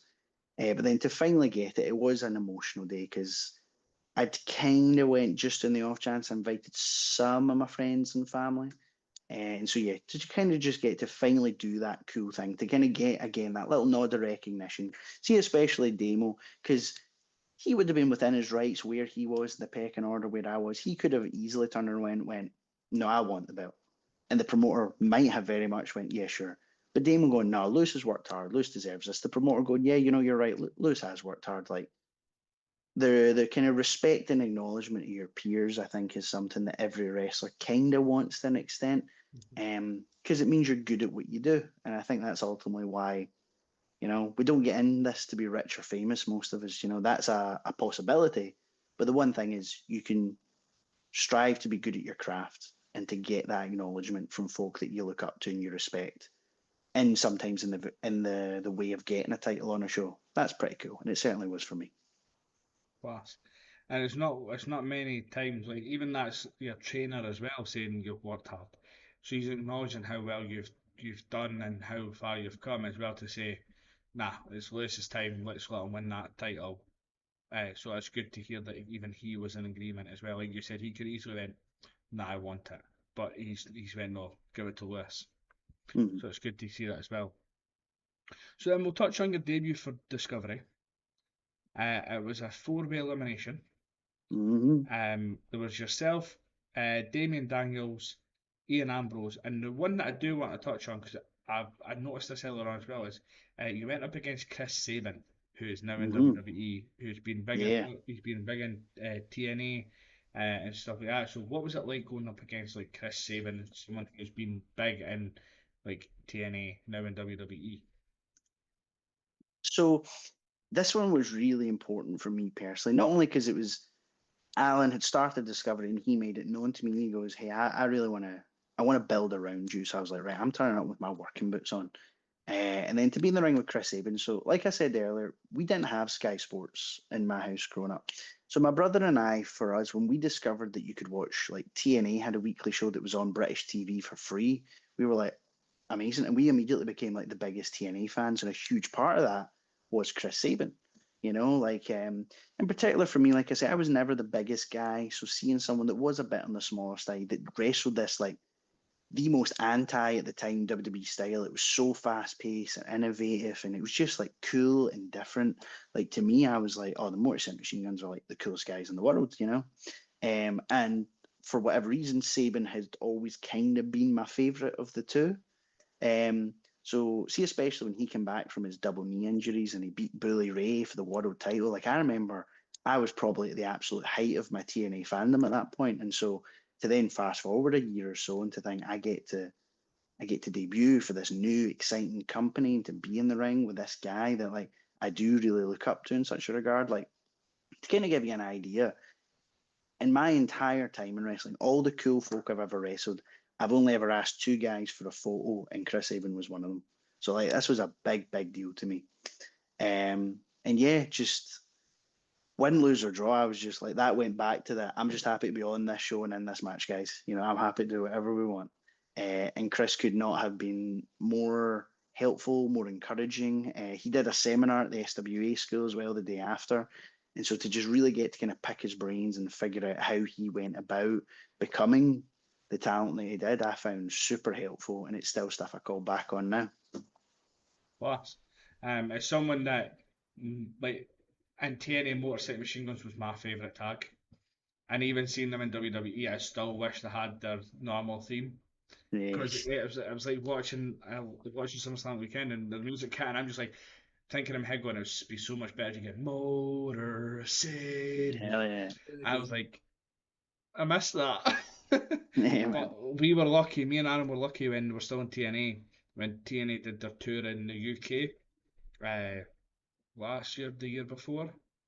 The year before, I can't remember because we've seen them. Yeah, we got to see them tag together, and it was good. I was like, they came when it happened. I turned to Aaron and went, I'm done. My night's made.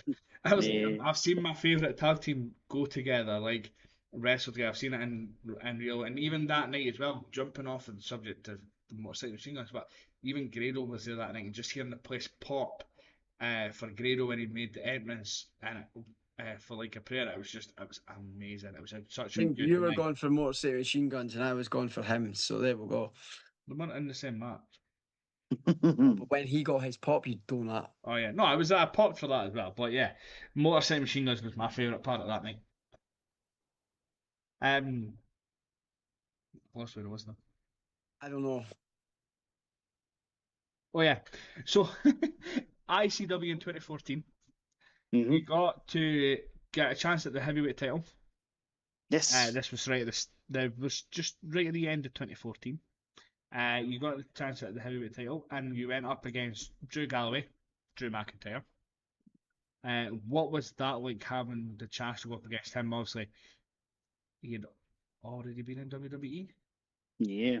Yes, Yeah, he'd already been in because and it was left. just after he got let go. So what was it like going up against him when he had just come back from being in WWE? So Drew gets released the summer of 2014. He immediately comes back to ICW. And this was one of those ones where it's like ICW had already been rumbling, like they were already making a lot of waves, a lot of news. Drew coming back was really the thing that was like you could feel it in the locker room, you could feel it at shows. It was like the temperature in the room has just changed. Things are really, really starting to like cook here. And so obviously everyone jokes, like your lovely partner did, that I have something of a passing resemblance to the guy. And so it became a bit of a running joke going, maybe at some point we get you two guys in the ring. Now, at the time, ICW was running for what was all intents and purposes trainee shows. They were very much sold as these shows are called Space Bars, and these are the shows for younger talent that you maybe don't see on main shows, but we're potentially going to be using going forward. And so it was a great platform. And I opened the very first Space Bars with Solar, one of my best opponents, and what I think was probably the best match he and I ever had. Um, and it was sold to me at the time. They were like, look, the fans already chant stuff about you, Drew, the chant about one of you to each other. So the fans are aware of the passing resemblance. So why don't you cut a promo in the ring, kind of just acknowledging it? And so I said that, and I phrased it very much like I was challenging him to a match. And all went over really, really well. Unbeknownst to me, Drew had not been given the heads up on this at all. So he phones Dallas very angry. He's like, "Who's this trainee talking shit about me?" And so Dallas had to be the one going, "I told him to do it. Don't worry." But I kind of knew at that point. I was like, "Right, it's out there. It's in the air now." If there is one thing I can say about wrestling as a whole, but very specifically ICW, it's until it is happening, don't assume it's happening. And so I was like, right, I'm on to something a bit hot here. And so this is September. I know the next Spaceballs is in December. I proceed to use every avenue, every social media platform, everything I can do to hype up the idea that Drew and I are going to wrestle soon. I did promos, I did photo shoots, I did like everything I could possibly think of to just really put it in folks' heads going, oh, well, obviously they're going to wrestle because it was not guaranteed. It was not guaranteed. And even in so much as I turn up the day of and it's right, you're wrestling Drew if he turns up on time. because he'd been wrestling in Norway the night before, and it was very much depending on flight times and stuff. Like he might have been turning up like as like we were due to go out. As anyone that went to an ICW show in 2013 will tell you, those shows were quite long. So it turns out we actually had plenty of time. But yeah, no, it finally came about, and that was one of those ones where I was like, I made this happen. You know, the passing resemblance is a bit of like a wee gag, sure, but like the reason I'm stood opposite the ring to because he had won the ICW title, he'd been in WWE less than he'd been on WrestleMania like 6 months before I wrestled him, something like that. And I was like, I made this happen, and so that was like a really important match for me because again, it was cool to be in the ring with someone that like so recently had been on TV at a high level, um, and to kind of feel the way he worked, to hear what he said to me like before and after, like just super educational, super affirming, you know, because I felt like not that there's a difference in talent between indie and WWE, AEW TV talent, but the expectations are differently. So it's for all intents and purposes two different skill sets.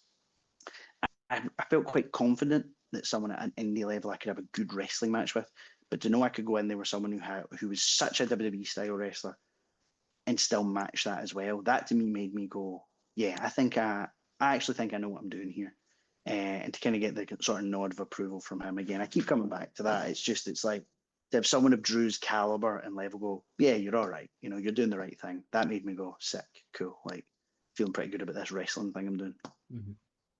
That's class. Such a good thing to hear. But after that, a few months after that, you wrestled for Discovery again. You went up against Christopher Saint, and it was for the Y Division Championship, well, title, what it's got here. Mhm. You won the Y Division title. So, obviously, you alluded to when Discovery started up, you were told that you were one of the main guys you wanted on the roster. You were then on the roster. You've been doing what you were doing in and out for months. What was it like for you to then be given the Y Division title? That was a really big deal to me because again, you've got this fledgling company. They've just started, but they've hit the ground running. They're booking all this amazing talent. They've done big, good-looking, high-quality shows. And like when I won the N7 title for Pride, that was really cool. But like they had a heavyweight title. This was like their like mid-card secondary title. I still took it immensely seriously, but then the Y division title, that was this is the belt. This is you are the guy. You're in the middle of all the posters. You're going on last on all the shows. I really do think like that was the moment that for me, I was just like, right, I am playing a big hand in the success or the failure of not only these shows, but this promotion going forward. Um, and the leap of faith, because I was at least in that particular role an untested commodity.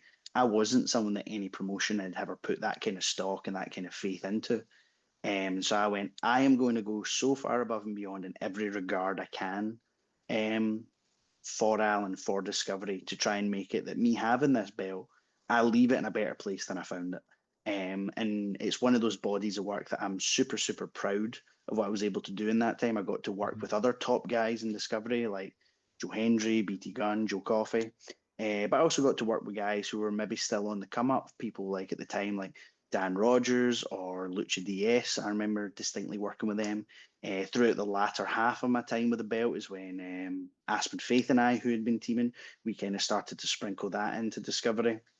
Um, yeah, no, it was something that really for me personally was like, this is an opportunity I'm not going to let slip me by. This is the chance to kind of show I am someone that can be a top guy and can be relied upon to do well in that role. No, that's totally cool, and it is good to see, obviously, that you do see it nowadays with people with a Y title. Like you do see them in center posters, you do see them being last going on and stuff. So it's good to see that, and it's good that it then gives you the thing where you're like, right, I'm the man for this. I'm the one that everyone's going to come after. I'm going to prove myself. I'm going to keep myself. It's going to keep me going and stuff like that. So it's good to see. I'm going to try and get through as many as I can, because I don't want to keep you too late. Appreciate Um, it. the next person that I do really want to touch on is Will Ospreay. Yes. You went up against Will Ospreay in a singles match, and then the night after, you went up against him in a four-way. But what hmm was it like just going up against Will Ospreay? So there's a few guys that I've gotten to wrestle where like I like to think I'm okay, and then I wrestle them and I can tell in the ring I'm like, oh, they're good. Will's definitely one of those guys. Like from the first moment we did anything in the ring, there was a fluidity and a naturalness to everything that he did. It's like you want to talk about a guy that was like built to be a pro wrestler. That's Will Ospreay, you know. And I think that shows in the even years later, as I'm sure he crawls out of bed in agony every morning. Like when he gets in the ring, there is just such a confidence and a certainty to all the mad athletic stuff that he does. He had that even then. Um, and yeah, no, it was quite cool. Like certainly at the time, at least, he was on the come up in London. I was one of the good kind of up and coming talents in Glasgow. It was a bit of a sort of peer to peer thing at the time, and then to see how how well he's going on to do is really really cool as well.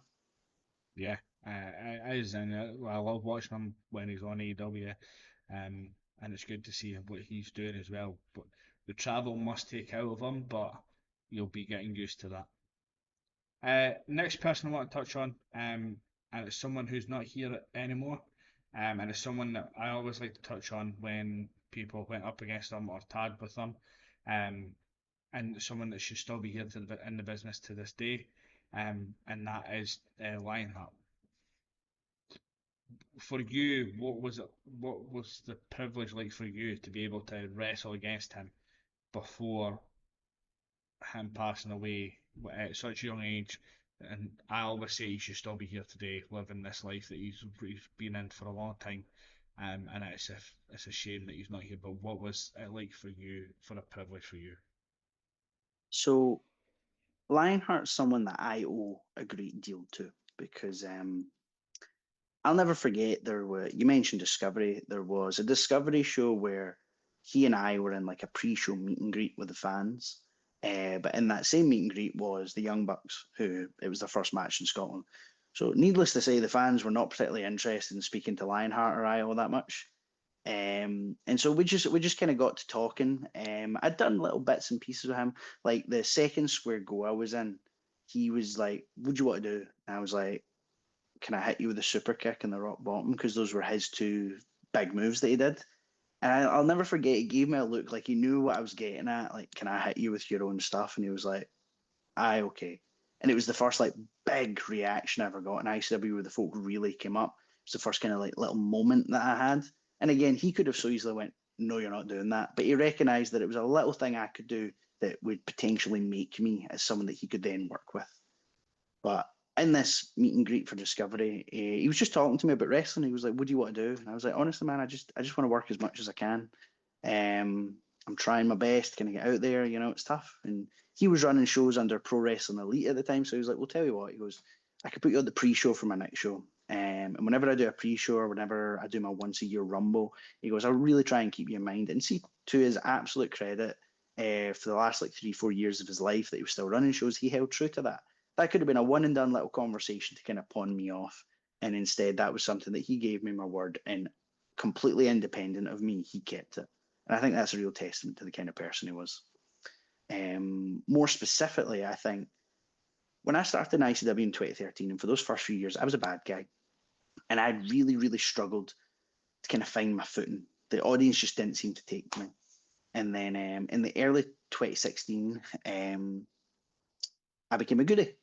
And I think the reason why the audience took to it, I think the reason why it was really the catalyst to all the cool things I would go on to do in ICW is because the guy stood opposite me when I first became a good guy was Lionheart.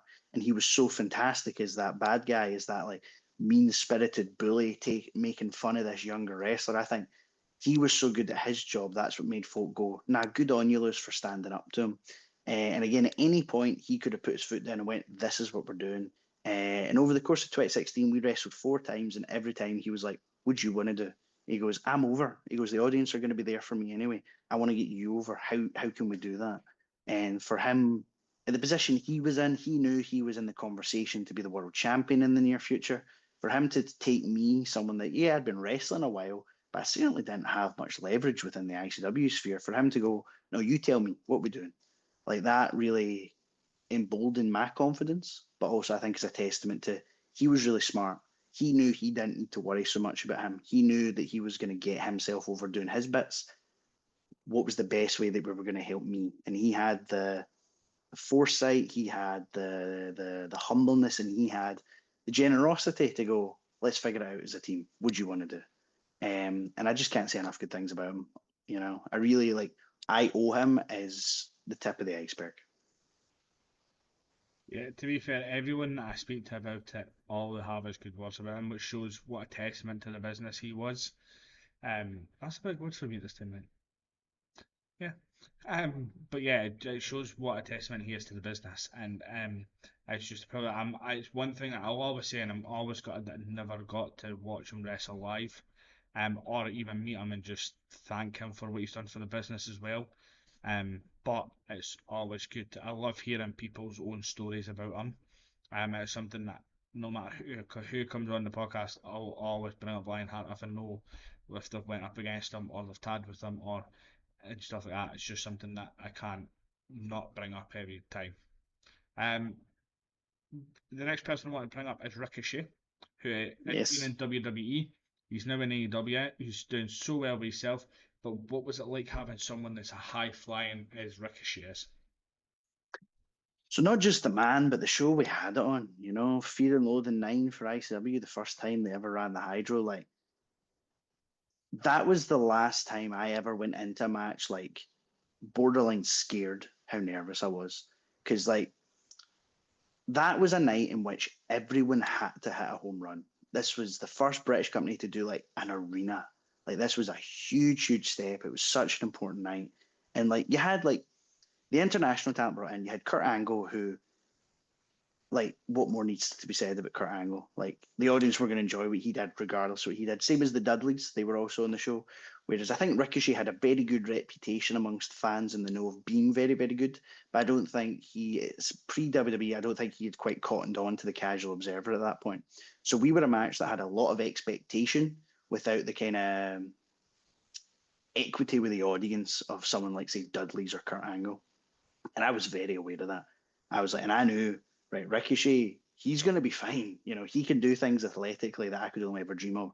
So I know that I really need to turn up more than ever before. And in so many ways, more than ever since, I need to turn up with my working boots on. I need to be ready to go.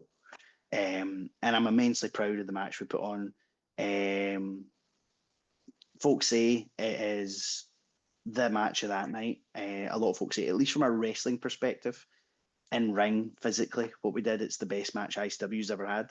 And if there's one moment here where I can have a little bit of ego, I will hang my hat on that. I will say, you know what? There's folk like Grado who are great storytellers, or folk like Drew who are great at that sort of like epic main event WWE style. But see, in terms of bell to bell, just pure wrestling, if Ricochet and I can hang our hat and we had the best match ICW's ever had, I'm pretty confident in saying that. Um, and it was so much pressure. It was so much like I couldn't sleep right for like the week leading up to it. And you almost felt like euphoric afterwards. See, coming back and having been in front of that many folk, hit with that much energy, and the fact that the match had gone well, I was just like, on a night where I really, really needed to hit a home run, I know I had, and I was just like, you know, I was like walking on clouds for days afterwards. No, and that's understandable. It's great to hear. Um, just so we can, I'm just the one that there is another one that I do want to touch on before, like we do touch on a wee bit about you and your brother, and then we'll do some last couple of ditch questions, and then we'll end it for the night. Um, but you've already alluded to Matt and Nicholas Jackson Mm-hmm. being on Discovery, but there was one match that you did have, and it was a six-man tag. It was yourself, Joe Coffey, and BT Gunn, and you went up against the elite of Matt Jackson, Nick Jackson, and Kenny Omega. Mm-hmm. Now these three guys are one of the three of the best in the business at what they do. Kenny Omega with how he wrestles and what the stuff he does for AWC with the Matt and Nick. But what was that like for you to have the privilege to have the elite and to be up against the elite, especially at Discovery Wrestling in Scotland? So the timing of this couldn't be better because you mentioned the Ricochet match. That's the November of 2016. And we're then in the March of 2017 that this six-man tag's happening. Off the back of the match I'd had, and also knowing that like I'd been the Y Division champion in Discovery for about 18 months or so, and I'd put together a really strong body of work there. I was walking into this match feeling pretty confident, pretty good about myself and like where I was wrestling wise. And that was good because, like you say, the Bucks, what more need be said about them? And also, this is the March of 2017, and then the January was when the first Kenny Omega and Okada match had happened. So Omega's walking in having just had the best match of all time, everyone was saying. And I really felt like, yeah, we've got the bones here to put something really, really special together. Again, I've gushed all about BT Gunn in this podcast, Joe Coffey, again, phenomenally talented guy. For the six of us to be in there, I went, yeah, this is pretty cool. And a statistic that I always love to pull out is like on a Wednesday night in Edinburgh, Discovery sold 1,100 tickets to this show. Um, and there was a fantastic undercard, but this was one of those shows where it was the crowd here tonight have bought their tickets for the main event. They have bought their tickets to see this match. And a small wrinkle that I thought was quite cool is the Elite, Joe Coffey and BT Gunn were all good guys. And so I'm walking out as the only bad guy in this match. And I really got to like enjoy that. I really got to like kind of just relish in being like the one kind of spoiler for everybody. Um, and yeah, just I was so proud to be in there. I was so proud of Discovery for making it happen. And I was so excited to kind of get to match up to these guys and in my interactions with them throughout the match, feeling like I really felt like I was rubbing shoulders with folk. I was like, yeah, like I can do this. Like it sounds daft to say in retrospect, but it was one of those ones where it's like I almost wasn't nervous. I was just so like, nah, we'll be fine. I know I can do this. I felt like I'd really, really found my sea legs by this point. Um, and it was just so much fun because again, you've got 1,100 folk absolutely losing their mind for everything that happened in this match. Mm-hmm. No, it's class. After it as well, did they give you any feedback, or did you ask them for feedback, or did they say to you anything about like the way you wrestle or anything to like maybe help you going further? Yeah, so I spoke to all of them beforehand as we were kind of talking about what we were going to do out there. And Kenny in particular gave me a lot of like really interesting insight into his philosophy about putting a match together, why he does the things he does, why he puts them in the order that he does. And some of it's stuff that I was just like, that's a way I've never thought about it, but that's stuff that I still carry with me now, all these years later. Um, Not only that, but it's like, see, sometimes it's not so much what you're saying before or after, it's just being in the ring and feeling it and seeing what these guys do and how they do it. That can really make you go, oh, like the Bucks were some of the first guys I'd ever really worked with where they were so seamless in everything that they did, but they recognized that cool wrestling's half the equation. You need to give the audience that moment to really come up for you because audience engagement is ultimately the name of the game. It's what we're actually here to do. The cool wrestling is all in need of them, you know? And so give your audience space to enjoy what you're doing and you'll accentuate the reactions.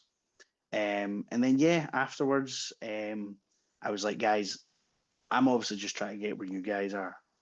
Hit me with it, be as brutal as you can. And they were all really nice. You know, that was the things like, again, I felt quite confident in that none of them turned around and went, you're rotten and here's something. Um, now, the one thing I will say that they did compliment me on that is something I really try to encourage as a coach amongst trainees is it's like they liked that I was a bad guy that wasn't afraid to look silly.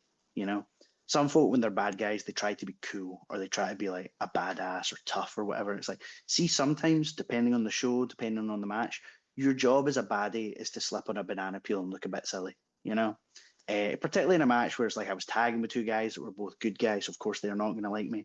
I had Aspen at ringside, so we were supposed to be these two troublemakers.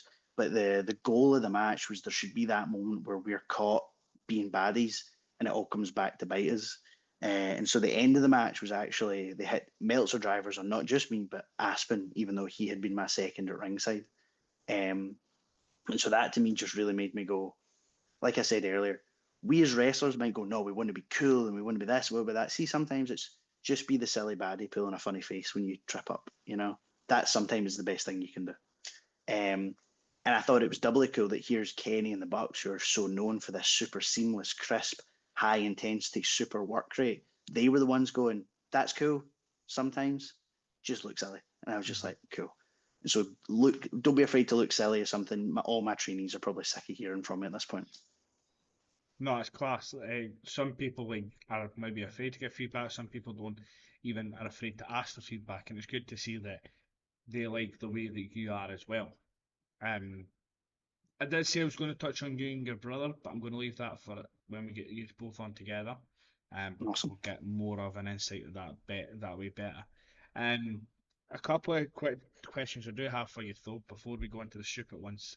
Um, how did it come about you coming to Bleeding Gums for the first time? So, Bleeding Gums was actually so someone that we very recently made peace, but we don't exactly get on great with, is Arcade Violence.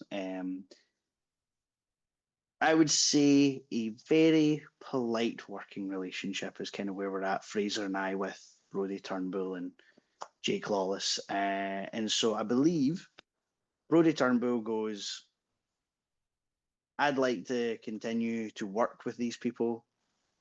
Tensions tend to arise in certain environments. And so he goes to the promoter Bleeding Gums, hey, I think Lewis Girvan and I could have a good match. And I also think with it maybe not being the two teams and kind of all the ego involved in that, we could maybe have a good match away from that. And so, yeah, so Bleeding Gums it was. And I thought, oh, this will be how things kick off again because we'll be like landing on glass and all that. And at least so far, we got away without that. No, you did, and it was such a good match. It was good to be there in person, and it was the first time I'm meeting you properly. And it was great to chat with you and Fraser. Um, but no, it was your match with them with Brody was such a good match. It showed what you can do, even though you have been feuding as the tag team. It shows what you can do as a singles competitor as well against like the likes of Brody. Um, and it was the reaction you got from the crowd as well. It's not like they didn't know who you were. Like a lot of them, maybe a couple of them maybe didn't, because maybe they're just used to maybe that side of the field. But a lot of people knew who you were. You were getting the finger, you were getting booed, you were getting swore at, and it was just you seemed you relishing it as well, and you seemed Oh, yeah, taking it all in and being like, "This is where I belong," kind of thing. Like this is my team. absolutely. Um, Yeah. are we going to ever see you in a death match? So I was going to ask you, Jack. If Bleeding Gums will put me in a death match, you'll see me in a death match. Oh, I've done it before and I'll do it again. yes. Nice. That's what I need to ask Mr. Kramer when we get him on next. Yeah, might even have to ask Fraser if he would do one too. We can maybe get a tag death match. I'll tell you right now, Fraser is desperate to do a death match.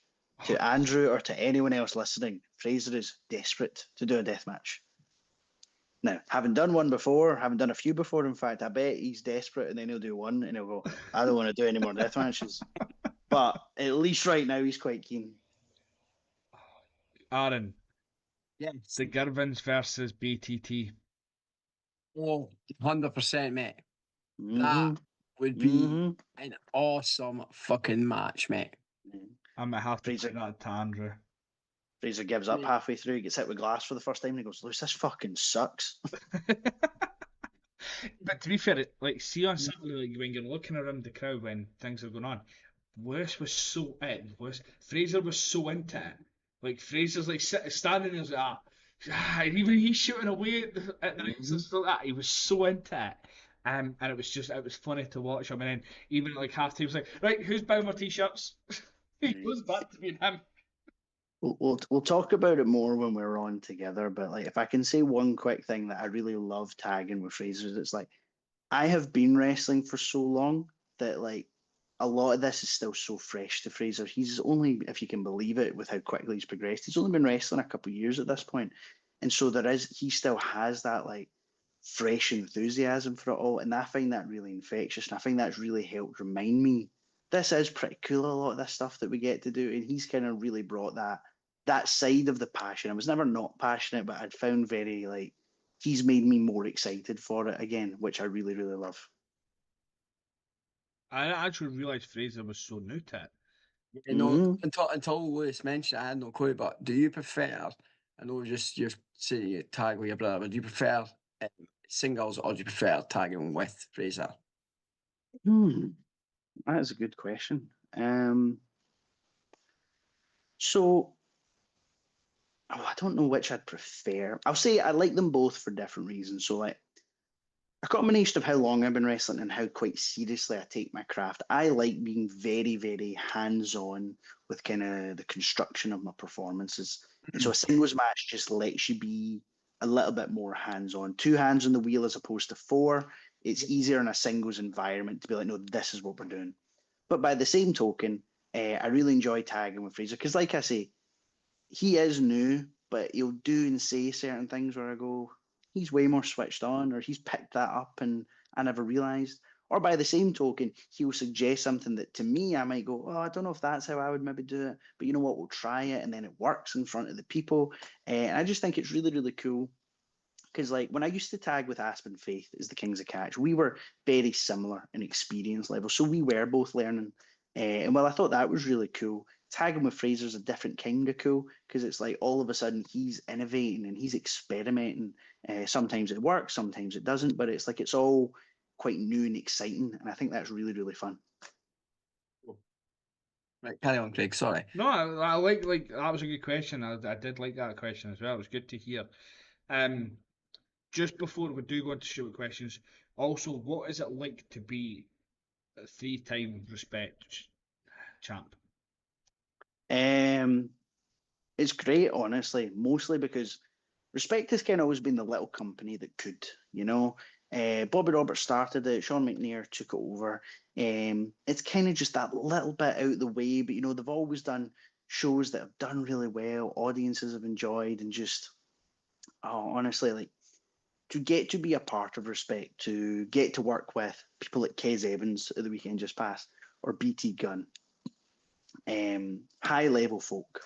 But at the same time, on the same shows, getting to work with Robbie Cardwell and Mark McAllister and Tommy Lockhart, guys at various stages of on the come up and still looking for that big kind of breakout opportunity. That's something I really love. You know, I want to, at all times, I want to kind of be pushing myself to get better, but I really want to use what equity and experience and, if I dare say, talent I have to kind of help bring up other guys as well. And I really think Respect gives me a lot of opportunity in that regard. Yeah. And like going to your match of the weekend with Kez Evans, it was a great match. I really enjoyed it. I understand where you come from when you say you're not afraid to look stupid, especially when the time before it's just before the match started, you went up on the ropes, you slipped. Yeah. Uh, Someone decided to shoot Dafty from the crowd. I wonder. Wonder I who that wonder. was. And then you got in, you interacted with me Mhm. to help get things going, and that's when you decided to get stuck on the rope, to fall off the rope, to fall out the ring, and everyone then started calling you Dafty. Mhm. Mhm. And it's good to see, like, normally it shows me and man will start chants to help Oh the yes, crowd. A 100%. lot of the wrestlers that we see, monthly shows and stuff like that, they know of us, they know us. They know So us. they'll look at us certain ways, they'll like kind of hint to us to like let's like could you help me here, get a chant going, or even just the normal, just the clap, get that going. They'll hint at us, and I always say to a wrestler, I'm not afraid to help if you want interaction, even if it's oh going face to face. Like I'll stand up and we'll go face to face. You say something, I'll be like, yeah. Like at the weekend, I might have got the look from Bobby to say you're an idiot. Yeah, well, yeah. So uh, Cardwell come out, Cardwell come out, and he was all and he got told to calm down. So me being me, as me, shouts, yeah, Robbie, do as your dad tells you. Did the crowd know just burst out laughing and Bobby just Yeah. for the mic? I just came out, so I just like kind of went, it's sunk in my seat. So he's out the ring and I shout something, so he picks up the chair and he folds it, he's like, and I'm like, I'd love to see you try. I'd love to see you try. So Sean's like, Robbie, put it down. So he puts it down, he's like, yeah, Robbie, do as your dad tells you. And he That's just funny. walks away. And I'm like, yeah, I really need to stop. But it was That, all the crowd just burst out laughing. I think it was just one of those where it got the crowd being into it a wee bit more. It got the crowd like Mhm. going, oh, this is like we can feed off of this, and that's what we love doing. I'm glad you say that because, like, if there's one thing that I think is really cool, is it's like, see if you're someone and you go to a wrestling show for the first time, you've never seen live wrestling, you don't necessarily kind of know how the show's going to go. And so if there's fans like yourself who aren't afraid to get stuck in, who aren't afraid to kind of have that back and forth, you're almost kind of like softly encouraged, dare say even like educating the newer fans of going, oh, we can actually get like really stuck in here, you know? It's like if you go see like a theater show or if you go see a stand-up comedian and you're not in the front row, it's like you are that little layer removed from the performance. But pro wrestling's great and that everyone gets to kind of like be involved in the show. Kind of the more enthusiastic you are, the more likely it is that the wrestler's going to notice and kind of engage with you, you know. And so yeah, fans like yourselves that aren't afraid to kind of do that, you let that little, that 8-year-old who's at his first show, or like, that mum that's brought the kids along, they're not afraid then at that point to go, oh, we're allowed, or we're supposed to be doing this, you Yeah. know. I think that's really cool. Yeah, no, it's like we like even at our local show we've got at SME, like there is a couple of kids who have took on, like they'll shout chants that we've shouted, but they'll chant the because you can't get, like, I've got a coach's voice. I've coached basketball, I coach football. I've got a coaching voice, so if I hear them starting chants but there's no one going with them, I'll help them. I'll step in and I'll get my voice going. Then Aaron will go, and then like and we'll go together, and then everyone starts running in. So then we just stop and let everyone else do it. Like the kids get involved. We're just there. We like to help, like we're pals, like um and get things across and help them get themselves across and just build Only a when we're at centre the way show for where them. we don't actually, because others have started doing what we did at shows, or we've started doing it, and we could be at a show and we don't need to because someone else has started the chant, and we could just join in when we need to. It's like Mm, there's stuff that we started that other folk have now started doing when we're at shows. And I'm thinking, we're just looking at each other thinking, we don't need to do anything tonight. You know what I mean? Or there'll be times that if there's a match, because it's two heels go up against each other, but you like one of them, it's a face and heel, but we like both, so we'll go against each other, Mhm. and mhm. just so both of them get it. So like, yeah, the bad guys getting the heat from one of us, but there'll be somebody else shouting them, and then we'll say that they suck, or vice versa if we go against each other. And it's one time we were sitting at a show and he says, right, who are you going for? I says, right, you go for who you're going for, and I'll go the opposite. And then it's like my pals are like seeing it at the other side of the ring and thinking they're going against each other.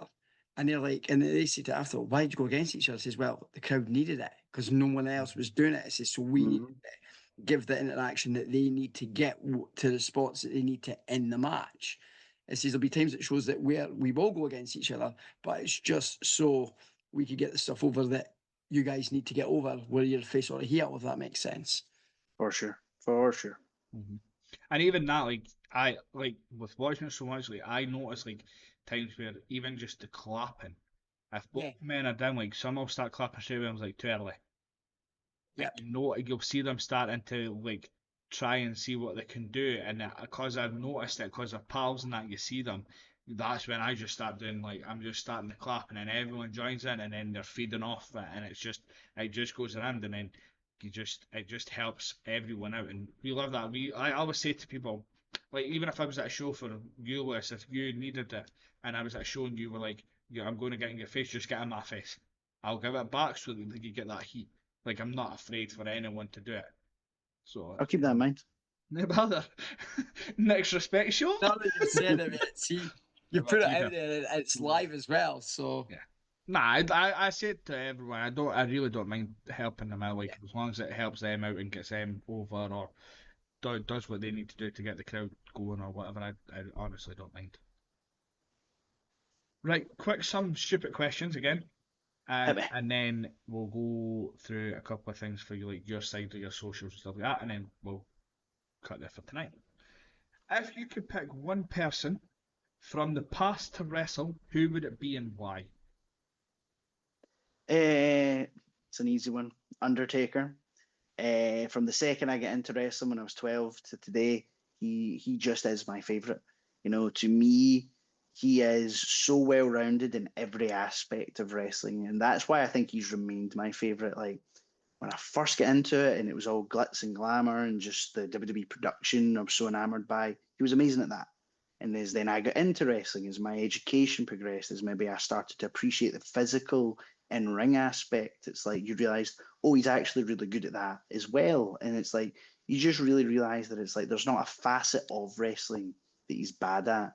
Um, and I won't name names, but there's certain folk that they get very good at one thing of wrestling and they let the other stuff fall down, or vice versa. Or um, to me, for him to have excelled at every aspect for as long as he did, I just don't think there's any question of like he just is the best wrestler ever. Mm-hmm. And so to get like prime, like 2007, 2008 Undertaker, to me, it's like if there's any match I could have, that would be it. Because that's one of those matches where I'd be like, I'll just do whatever you want, sir. Just you tell me, and I'm just trying to learn. Yeah, So far and away, Undertaker. perfect. Just on Undertaker subject, like I love Undertaker, I always have as well. Um, when I went to WrestleMania in 22, me and Tony went to WrestleMania 38. Um, we went, we weren't meant to be going, and then Tony did give in, which I thank her for. But we went to the Superstore Mhm. on like the Thursday night, and we've seen people around the ring, and I'm like, why is people like gathering around the ring in the middle of the Superstore and the ramp and that? So we're looking, and then someone from the like that works with WWE, and they're like, cue Michael Cole music, and I'm like, what the fuck? And he's like, go Michael Cole music, go Michael Cole, and then the next minute Michael Cole's music, and here's Michael Cole coming out. I'm like, nay, right, okay. And then Mhm. the likes Godfather come out, Shawn Michaels come out, a tag team that I never ever know of came out. Who else came out? Uh, H, did he not come out as well? Triple H came out. That was his first appearance after his heart stuff. He Mhm. came out. I think Rikishi was one as well, and I think Kane as well. Um, and then Michelle McCool came out with the kids, and I'm like, all right, but there was something in the ring covered up, and it was his statue. No, I saw Undertaker then come out on his bike, and he went in the ring that unrevealed the statue. So I got to be there when the unrevealed the statue, that's and really cool. it was cool to be Yeah. part of, to see. And then after it, they're going up, so people step away in that, and they're going up, so they're like high five, and some are doing pictures and that. And I'm telling you, I was that close to a selfie with Undertaker. I literally have a photo of me with the Undertaker with his head facing like away from me, but I was like that close to him. And I did That's ask cool. him, but obviously with everyone cheering and shouting on him, he never heard. Yeah. If I got to meet him one day, I would tell, like I've said to people, I'll be telling him how close I was, showing him the pictures of that. It was just something cool. Um, and even after it, like what I found out as well is, even though Triple H was in the ring, um, Stephanie was there, but she held back a bit. Because in the Superstore there was different things you can do, like you can do like a superstars entrance, which I did. I did NWO and had to do the Scott Hall part. There was like the Undertaker experience where you go in and you see all the different tombstones with people's names and stuff like that on it. There was the playhouse for Alexa Bliss was there. So apparently she stood beside the playhouse and someone went over and went, "Do you mind if I get a photo?" And she was like, "I'm going to say no. This is Triple H's time. This is his first time back after his heart stuff. Mm. This is his time, so I don't want to take it away from him," which I fully respect from Yeah, her. absolutely. And it was just like it's just always something that I remember, and it's like even that, like if a match is on when I get at a wrestling show, I've done it once and I would never do it again, but I would never disturb a wrestler while a match is on, because one, they'll Mm. be watching it, and two, it's they're trying to enjoy the time as well at that point, instead of someone coming over speaking to them. Well, it could be their friend or it could be someone that they've wanted to see wrestle, Mm. and I've done it once, and I wouldn't do it again.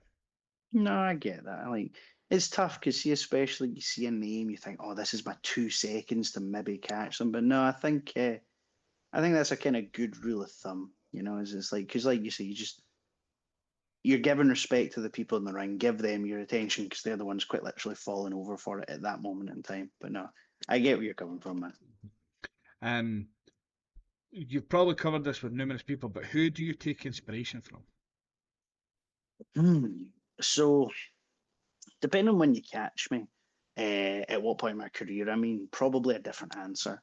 I used to be so enamored with like that Ring of Honor, PWG, Super Ring of Honor, X Division style of wrestling. It was probably best exemplified by people like the Kenny Omegas or the AJ Styles of the world. I, for years, was like, I just want to be the best wrestler I can be. And they were the guys that really exemplified what it meant to be excellent in the ring. And then it was during COVID, actually, see, when we were all sat at home and they were wrestling in front of nobody, that really made me go, oh, this super like fast paced, high intensity, high octane, what we typically refer to as like indie wrestling, it really kind of requires an audience going ballistic for it, an audience kind of filling in the blanks with their reactions.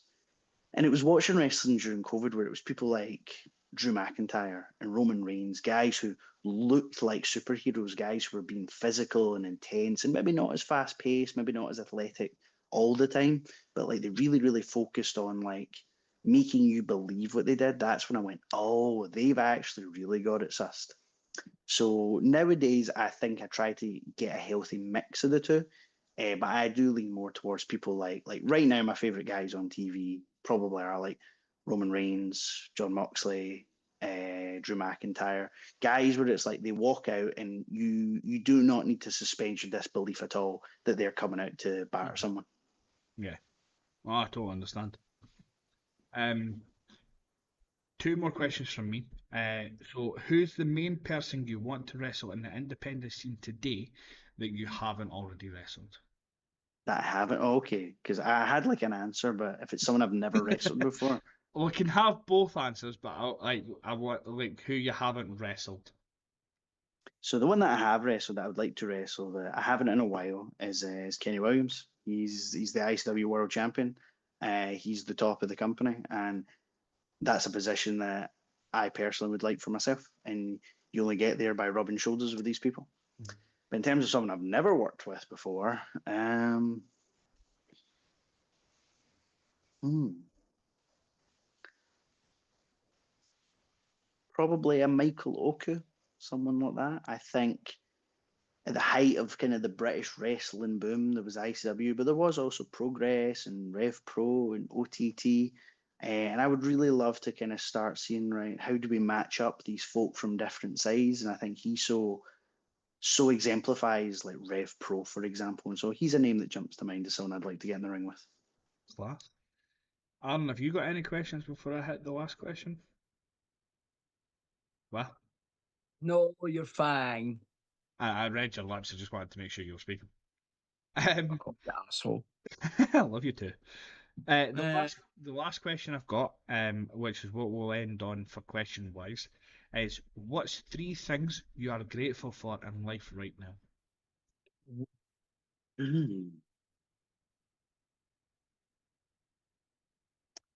Grateful for my health, first and foremost. You know, like wrestling puts a great mental, emotional, and physical tax on your body.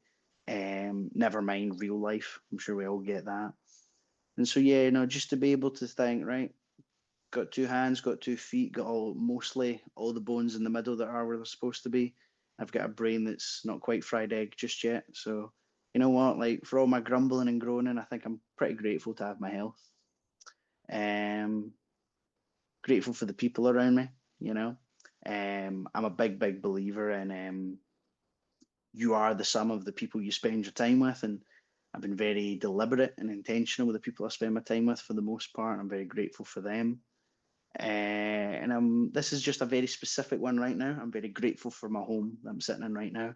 I bought my first house, or I should say, I bought my house this year, and that was something that was really such a that felt like such a down the road goal when it became a reality a little bit sooner than I thought. It's something that's still a bit surreal to me. And so I'm aware I'm very lucky to kind of be here. I'm very grateful for it. Perfect, class. I'm going to leave the last bit down to you, Lewis. I know we kind of plug stuff at the start, but if you can let people know where they can find you on social media, your Mm-hmm. pages, but also any shows that you know you've got coming up. This is your time. Okay. To kind of anything that I miss or anything that I say, you can go find it on my Instagram. I'm just at Lewis Girvan on Instagram. So give us a follow there. We have ICW returns to the garage coming up at the end of August. Fraser and I tagging against Gene Money and Jack Ripley. You don't want to miss that. Start of September, Clan Wrestling returns. I also moonlight as the mascot for the Clan hockey team. I am Angus the Highlander. So be sure to catch me there as well. And yeah, no, just any show folk can make it out to. Really appreciate it. We always try to put on a good show, whether that's ICW, Bleeding Gums, Respect, Clan, or any other which way. Now, it's random, but how long have you been doing the mascot for Clan? That's actually a very recent thing. It's a very funny thing, actually. I did the first Clan show, and one of the big wigs behind not just Clan Wrestling, but Clan the hockey team, they went, "You look a bit like the logo." And so, yeah, no, they've gotten me out to film some promotional stuff with me in the kill and in the jersey, waving the flag. And so, yeah, Angus with my sidekick, Clangus. Nice. I know you never really get a wrestler who says that kind of stuff. Like I like Yeah. men's hockey. Obviously I follow the stars here. But I love men's hockey, and it's just something that just caught us right there. But no, thank you so much for coming on, Lewis. It's been an absolute pleasure to have you on, and Thank you, guys. I've loved every minute of it. Um, and I hope you've enjoyed it, and we'll get you back on with your brother at one point, and maybe even for the line, get you back on yourself, and we can talk No, about other stuff that you've done. no, I appreciate it very much, guys. I really appreciate what you guys are doing here. Just keep doing what you're doing, and yeah, hopefully do it again soon. Thank you so much. Much. Thanks, Aaron, for coming on. It's been an absolute pleasure with you as well, even though I don't see you every other week. Oh, next week as well, I believe. I know. Guys, you'll see Aaron and John on Sunday. Are you going this Yes. Sunday? Yep, this Sunday, Sunday 8 p.m. at 8 p.m. Join them. They're talking all things WWE. Then me and Aaron will be back on next week. The guest is confirmed, but you'll wait and find out. I'm not giving them away anymore. I like to have the anticipation. But it's been a pleasure for both of you. Thank you so much.